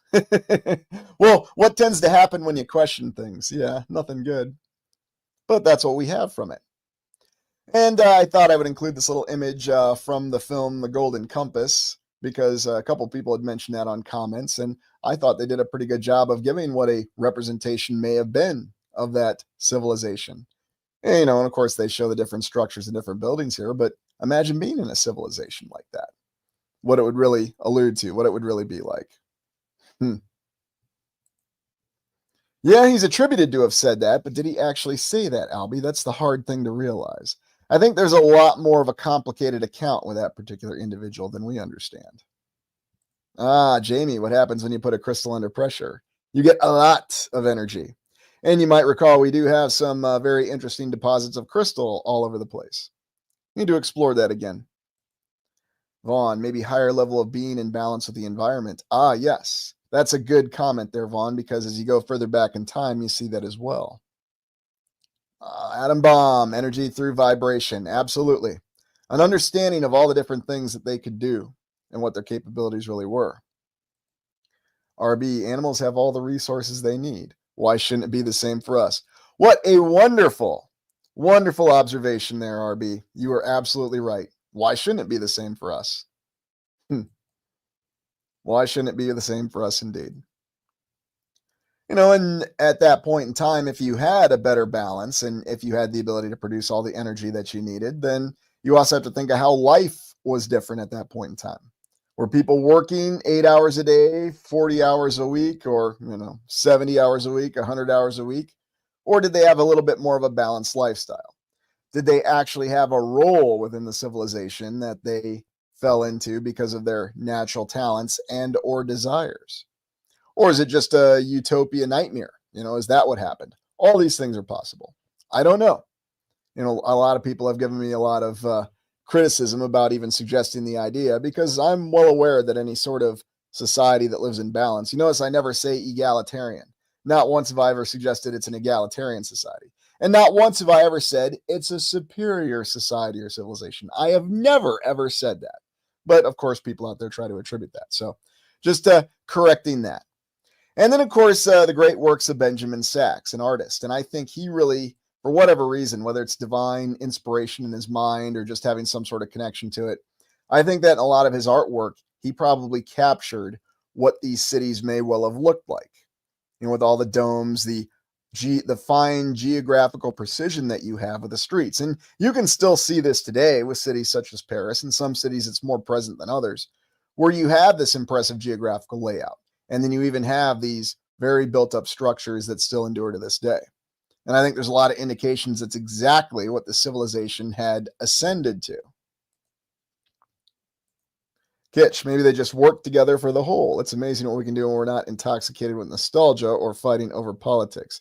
Very good points. Yes, living in the moment and actually living for the dreams of tomorrow. Ooh, Jay, kinetic energy collection. Yeah, that's a good one too. Kinetic energy. Kathy, yeah, circuit board cities. And maybe this is where it all came from. And maybe they had something that there were larger scale machines or gigantic apparatus, if you will, that were all part of these circuit board cities for all we know. Hey, Clara. Sky, for me, the devil is never a negative figure. Ooh, interesting. KC933, did they even need food? Perhaps they did. Perhaps they had more efficient food, more efficient processes. You know, they didn't need to eat as much food. And therefore, they didn't need to relieve themselves as much. And maybe that's why we don't see so many bathrooms. Who knows for sure? But then, of course, other images of what the fourth era may have looked like. And did we see the remnants of it with all the tall buildings that had the ability to dock airships to? And of course, there's people who say they know the capabilities of airships because they knew somebody who saw an airship back in 1929 and that they saw what its capabilities were from the ground. How exactly you know the capabilities of any airship from the ground, watching it fly over, I don't know, but you know, that's what we call a third or a fourth hand account. Not a lot of credibility, but. And then, of course, consider what we do see that made it to us from a place such as New York City. And when you look at it with those kind of eyes and that kind of understanding, then suddenly things like the Singer Building, they make a lot more sense. Or does it make more sense if you just accept the fact that, well, yeah, in the 1800s, in the middle of New York City, they just started building skyscrapers as the Industrial Revolution, and it was that easy. No problem. And that's why we have that very vague timeline on the development of heavy machinery.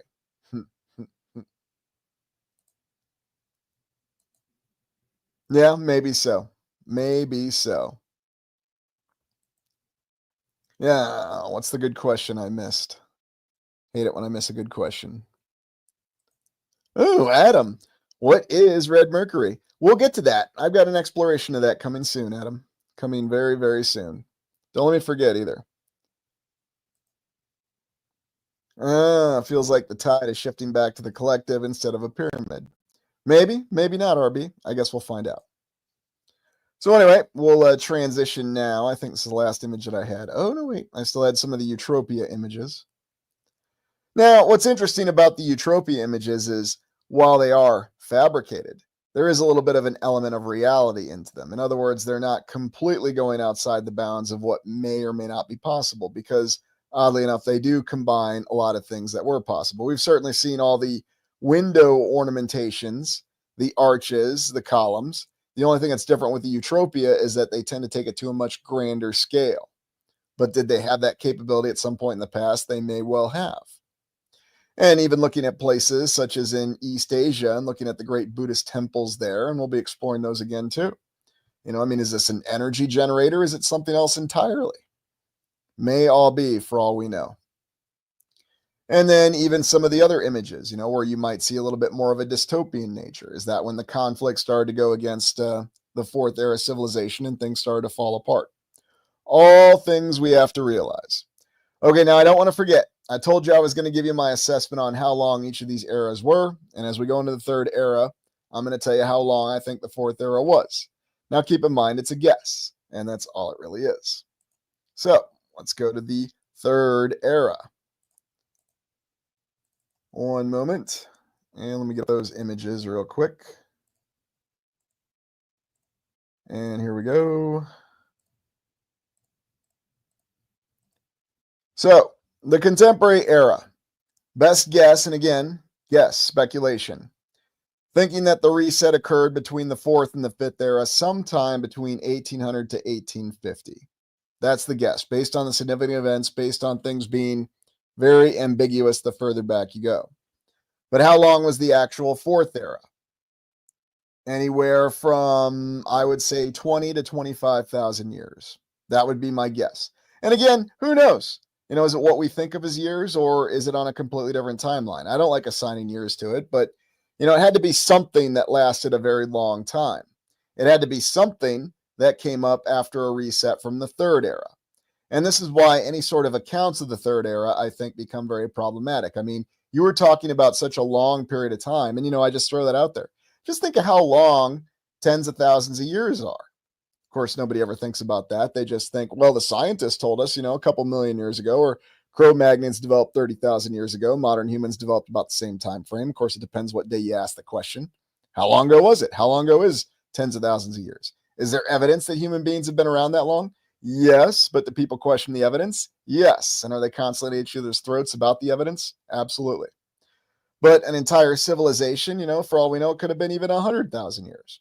So that's what I said. It's pure speculation or guess. So minimum of 25,000, maximum of 100,000, with a caveat that it could have been a million for all we know. I mean, you just don't know. We don't even know what ship Jason Robards was on not 80 years ago. So, you see why this gets problematic. So now the third era. The civilization that preceded the Tartarian era, or the Monument era. The Starfort Builders, as I like to call them. And everywhere across the land, to include Australia, many places in Australia, and yes, I will be exploring Australia soon, they do have these geometrically precise foundation structures, as I called starforts. Although, what are we really seeing of the starforts? Are we just seeing the bare bones remnants of them? Well, we do get the inclination that the architecture was factored into the land and the natural environment a lot more effectively in the past. That's what always made it so interesting, I think. Yeah, Sky Sage says it best, and I know nothing either. So, anyway, let me change my banner here. We're in the third era now. Keep up, Erlene, keep up.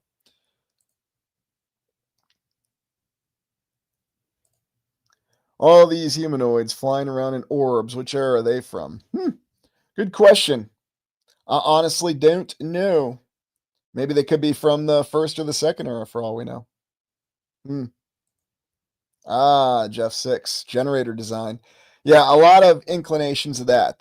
That again, it was a massive apparatus that, some people think of the star forts as actually being components of a much larger machine that covered entire landscapes.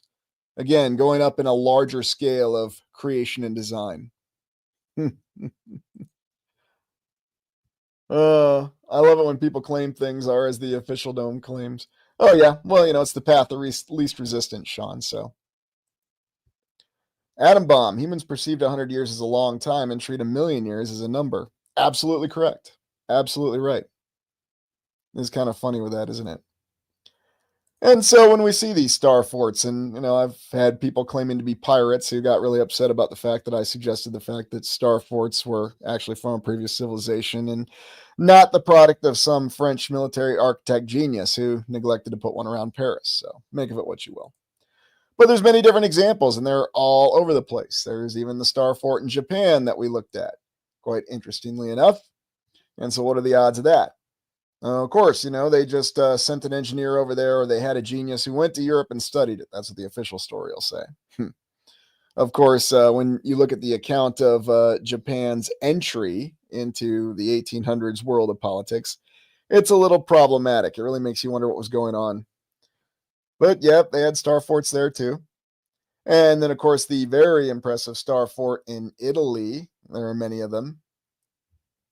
And you might remember the name of this particular town. It starts with a P, and I've explored it before. And then how far did this really go?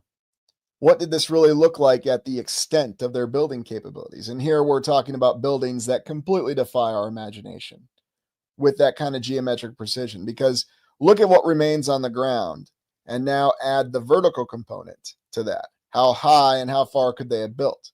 Is this where we see all these obelisks that still remain? And what were they actually constructed out of? Well, that we don't know. Now, remember, this is just a hypothetical artistic image, but the remains are still on the ground. You can't just simply discount that. Yeah, I'm with you, Reality Check, man. I want to see what's underneath too. So, Vaughn, did the Fallen terraform these palaces? There's probably a high potential for that, or at least what we think of as the Fallen. So, RB, Starfort, Star Cities, beyond my current human comprehension. That's probably the best way to say it, too. Very much the best way to say it. But then, of course, on the note of Star Cities, like such as the plan of New Orleans, we can see that the original plan of New Orleans, it was a star city. It was not just one of those isolated star forts that we explored there. And there are multiple plans that show that.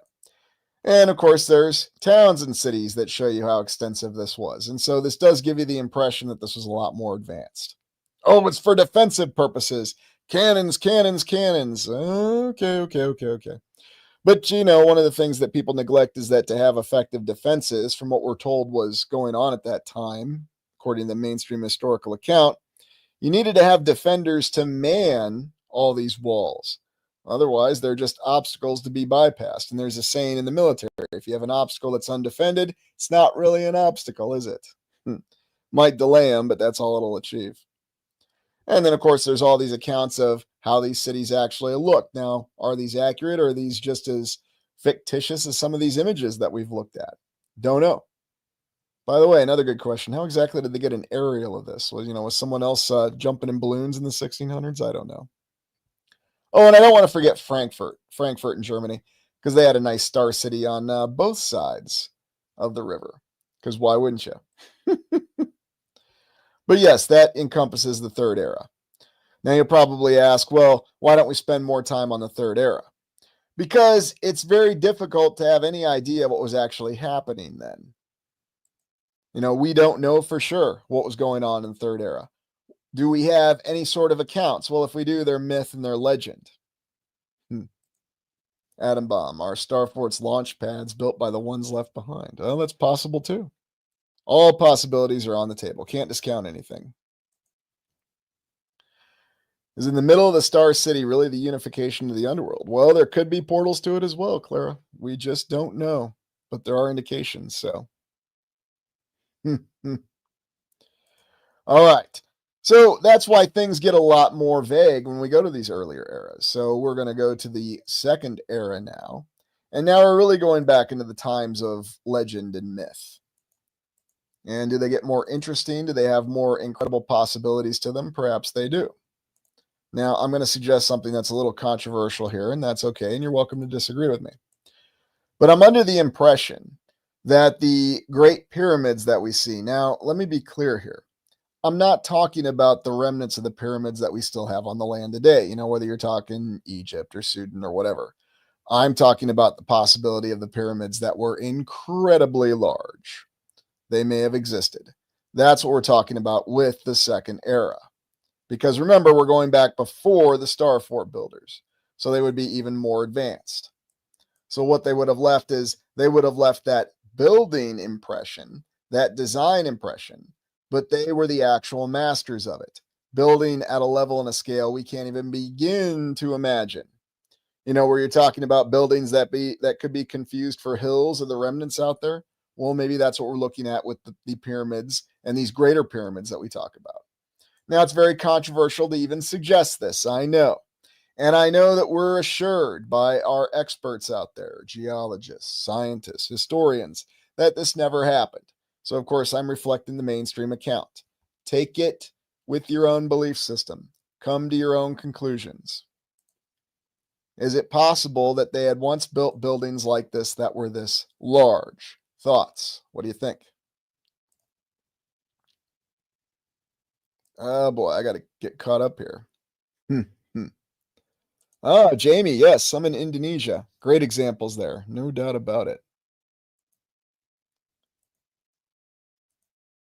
Ah, it's like the fifth element.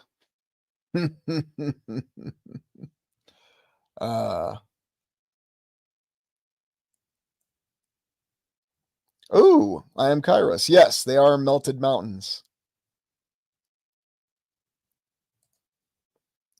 Yeah, Dune with Transformers. Oh, that's a good one. Ah, Space Fraggle. Earth is 4 billion years old. It is very possible. Yeah, Sean, and maybe that's what those previous civilizations really were. Who knows? Maybe they came in the very distant past. We just don't know. But just think on that, a structure like this that we think of as a pyramid or a bit of an amalgamation here between a pyramid and an obelisk. Now, granted, it's an artistic rendering, but it is possible. And think of this, think of pyramid structures that had more extensive capabilities, acted as portals. Think of how far the civilization really went. Because the other component of the theory is that as you go further back in time, they had greater capabilities. Were they human beings? Maybe. Were they more advanced human beings in the past? Maybe. Would we think of them now as angels or the Nephilim, but they were actually human beings? It's all possible. But of course, I don't want to take those accounts off the table either because maybe they did happen as they're relayed to us. We just don't know. We're considering different possibilities, and that's what we're focused on right now. Now, how far could this have gone? What could this have really looked like? I mean, is this just some science fiction fantasy here? Possible. Is this something that might look like an alien world to us in the distant past? Oh, yeah. By the way, on the note of science fiction fantasy, you might notice that one thing you won't see in a lot of intellectual properties is this idea that there was a advanced civilization in the distant past. In fact, one of the few examples you can find is Highlander 2, the Renegade Edition, not to be confused with Highlander 2, the Quickening, because in Highlander 2, the Renegade Edition, they changed the plot from the immortals being aliens to being from the distant past, because the producers realized they made a horrifying mistake when they said they were aliens and answered a question nobody asked. But, Clancy Brown tells the story behind those two guys. Now, is it also possible that after the reset of the Second Era, that there were ruins like this that remained for a long period of time? Yes, it's very possible. Oh, yeah, the old Stargate doors. That's a good one. KC933, the fact that we call them tombs just irritates me. Well, tombs and temples, that's kind of how we describe everything. Ah, yes, Space Fraggle, the Kurgan. Very appropriate by the guy with the face of Commander Krug there, too, right? uh, Lori, yeah, I saw those, and I think there are 3 copies. Interesting. Very interesting. But is there something that looks like this today? Well, you might be surprised to know that there is. And how far did they go with this incredible pyramid building technology? We don't know. And were there other variations of it? Did they also build giant obelisks along with the pyramids? Well, that's a possibility too. And even having more of a circular base to them, where we see the circular cities, such as in the Middle East. Could that possibly explain that? Because the geometric precision is just as visible there. It's a variation, but is there a reason that some areas of the land have different levels of surviving technology than others? Always a question to ask. And then also consider the other dimensions behind this. If they'd really achieved portal technology, perhaps they even managed to bend what we think of as the nature of reality itself. There's a lot of indications that the technology had reached this level. Now, did it really happen, or is it just science fiction? Well, where did all these science fiction ideas come from? Was Robert Heinlein just that kind of a visionary that he was able to understand a fourth dimensional existence? Or did someone else give him the idea? Hard to say for sure. And you see some of these other images that give you the idea of if you achieve a little bit more of a balance. And then, of course, the reset prior to the second era. And yes, we have a desiccated Tower of Babel here, but maybe that's the only way we can really understand what was actually in the first era. Although we're really going to legendary mythical status when we go to the first era. And, could it have been to the point where they were managed to explore other lands or access other lands? Whether you want to think of it as inner space, outer space, or some other reality. Yeah, they might well have achieved that kind of technological level for all we know. And I wasn't able to show it. I'm not going to show it just yet. But you may recall there are areas in China where they have pyramids that very much look like pyramids. Yes, yes, yes, yes. But of course, we're informed that they are natural rock formations, aren't they always? So, with that, let us go to the most speculation and most hypothetical concept here with the first era. Now, this is really where we're going into myth and legend, and we have to because we don't really have an option. And how far back are we really going here? Well, now you can see why my whole confidence in any sort of timeline just goes right out the window because, was this 25,000 to 100,000 years? How long were each of these eras? Was the third era a couple 100,000 years? Was it a couple million years? Maybe. Was the very basis of the second era longer than that? Hundreds of millions of years. Maybe. Now that sounds completely fictitious and crazy, yet there are accounts from other religions of individuals living for millions of years. And you might recall when we looked at the immortality exploration, there were accounts that said that people lived that long. So is it possible that they came from the foundation eras? Or were they really, in fact, divine beings, as we're told they are? Both could be true at the same time. So we'll go to the first era, time unknown, the actual origin of all life. And is this what we would think of as an actual divine reign or a divine civilization? Maybe so. And there's different concepts and ideas of it. And even Game of Thrones touches on it in its origin story with the Golden Empire of the Dawn. But you're really looking at the actual pinnacle of what human beings were, or whatever they originally started as. You're looking at all those myths and everything that we have from the very baseline of religious stories from all societies and cultures all over the world. The Hanging Gardens of Babylon. Is it possible that the origin civilizations of Sumer and Babylon and the other legendary civilizations, Atlantis, Mu, Lemuria, they all come from this time? That's possible. Or maybe they came from the subsequent eras. That's what we just don't know. It becomes very problematic to understand. Yeah, and do we see the remnants of these structures? Flintstones meet the Flintstones. Yeah, literally, RB. And do we see the remnants of these structures? And looks like I missed a gift. Thank you, New West Reset. I appreciate that. And welcome to the new members. Ah, Saxon Ranger reminds me of the Temple of the Golden Dawn. And thank you for bringing that up. I still have to do that occult exploration. I appreciate you reminding me of that. Yeah, Colossus-sized everything. Now, again, it sounds like it might just be something that's just out in left field or science fiction. Oh, here it is. Here's the image from China that were informed officially by our experts that these are not artificial formations. These are natural rock formations. And as I'm always fond of saying, come to your own conclusions. And yes, we have some explorations of China coming in the near future. We'll see how they're received. You also have other random mountains. Now, some mountains do look natural. Some mountains don't. Could it be the effect of natural forces? Yes, it could be. But are there just a few too many coincidences? Just a few too many straight lines to ignore? Now, of course, people will tell you they know what happened because apparently they were there in the distant past, millions of years when they tell us these mountains formed. They can tell you exactly how they formed because millions of years ago they were there to see them, right? I know. I'll call Jason Robards. Oh, wait, he's not around. He can't tell me. Oh, I'll call Peter Weller. I'll see if I can get him mad at me again. That would be fun. But, you see what you see. And you can go and explore these natural formations. You can walk on them and you can come to your own conclusions. And yes, there's natural formations in Bosnia and the Balkans, all over the land. And yes, they're in Canada, they're in Australia. And you can go explore them and come to your own conclusions. Are they indeed natural? Or do they have the component of some sort of possibility of being some distant remnant of the very distant past? Don't know. But the possibilities are endless. Yeah, I hadn't meant to pick on Jason Robards' New West Reset, but, it being Pearl Harbor Day and all in the United States. Although it's funny, you don't really hear anybody mention Pearl Harbor Day so much anymore. I don't know. It seemed to have a lot more of a pull to it during the Cold War. I mean, they still do, but they just don't push it as much. So, not really sure. Oh, there you go, Angel Dreams. Well, could all just be a big coincidence for all we know.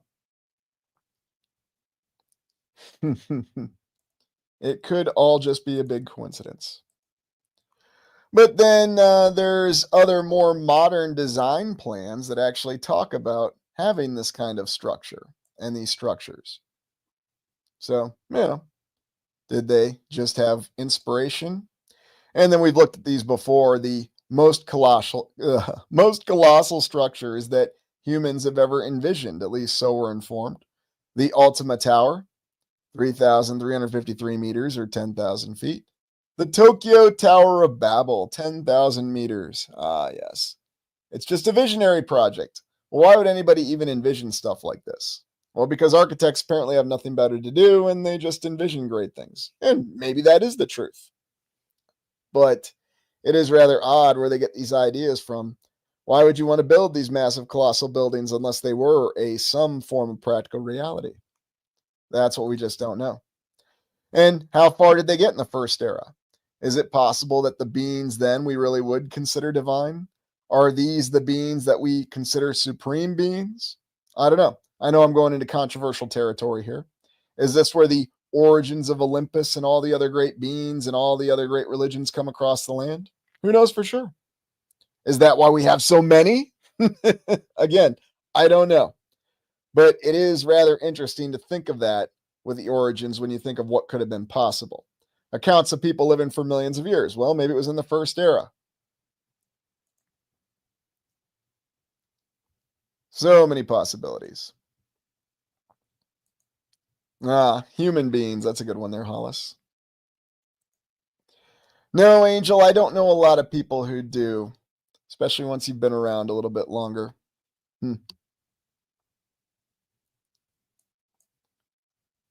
Heidi, the land was all connected. Yes. I think there's a lot of indications of that too, that the land was connected in the past.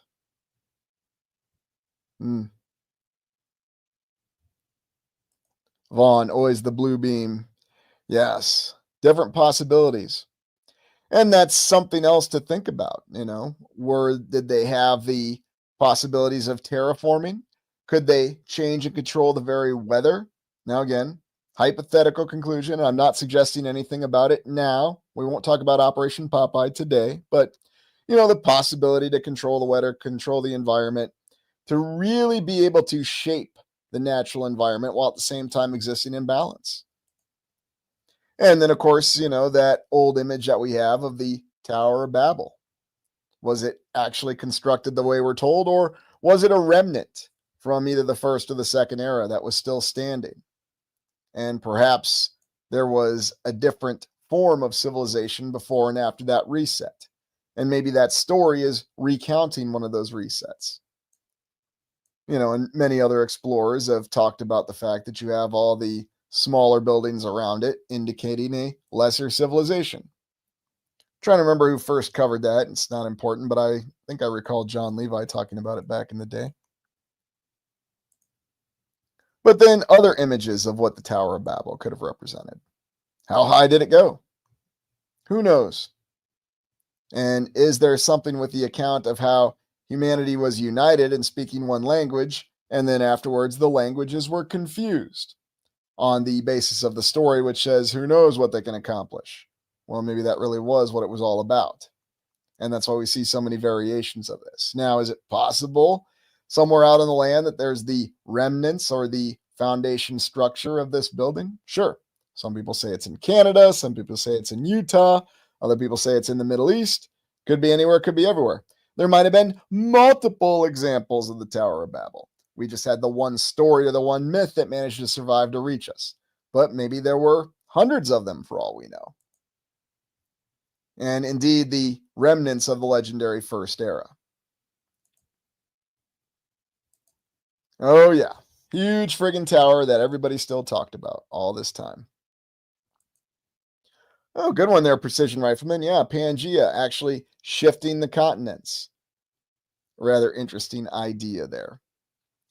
So overall, I can't even give you a good estimate on the timeline of the eras because I don't believe that it's possible to get an exact idea of how many years came before. Because again, it all goes back to I don't know what ship Jason Robards was on in World War II. Yep, it all starts with that. That wasn't even 100 years ago. Sean P., the Beacon of Progress. Yep. And, was that a remnant from the end of the fourth era? Who knows how far they came in the fourth era? Would they have wanted to try to ascend to the heights of civilizations in the past? And the other question I get asked is, did the fourth era have a good idea of the first era? Well, I can tell you this, they probably had a better idea of the earlier eras than we do, but who knows for sure? Oh, yes, Sky Sage, terraforming is very real. You can even find that In Search Of episode when they were talking about the red planet and terraforming Mars. Now, of course, make of it what you will, but it's kind of interesting to think about that from the 70s and comparing it to today. Yes. Some kind of beehive. Yeah, maybe. Angel Dreams, maybe. Clara, Two Towers. Absolutely. Well, it could be the future, but will it be? I guess we'll find out. That's not going to happen. Look, I have a lot of respect for Peter Weller, all right? And he is a great actor. He's very intense. If you ever saw the film Screamers and when he says, "We are beached, we are betrayed," you know just how screwed they are. Nobody can deliver dramatic lines the way Peter Weller does. Too funny. All right. Well, I hope everybody enjoyed this exploration looking at the different eras. And the real point I'm getting at is yes, we work a lot in theory. We have to. We have to make assumptions. We have to make speculations. Now, if you want to believe that the mainstream account is correct, if you want to believe that, yes, our civilization built all these buildings, the star forts, it was all just a military design, that's totally okay. Sissy May, who did the In Search Of series? That was Leonard Nimoy. He was the main host of it, although, as I understand it, he was not supposed to be the original host of it. You can also find Mysteries of the Gods with William Shatner. That's another interesting one. So they had all these programs from the 1970s. Again, a little bit of the time when the mainstream seemed to embrace the concept of alternative research and then very, very quietly and carefully turned away from it. So, oh, good. I'm glad you enjoyed it. I know it's not an easy thing to talk about, but I think it's important to talk about because that tends to be the main theory that I often compare the explorations off of. But it's not the only theory. I'm simultaneously considering multiple theories.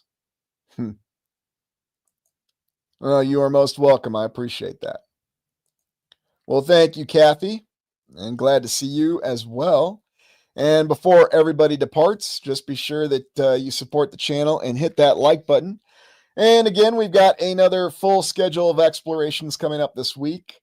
Probably do two. I might even do three. It depends how I'm feeling and how far we get into some of the on boots on the ground that I'm doing or on site. But as always, it was great to see everybody. Hit the like button, and we will see you again soon. And this is Lucius Aurelian signing off. Thank you for joining us for live stream.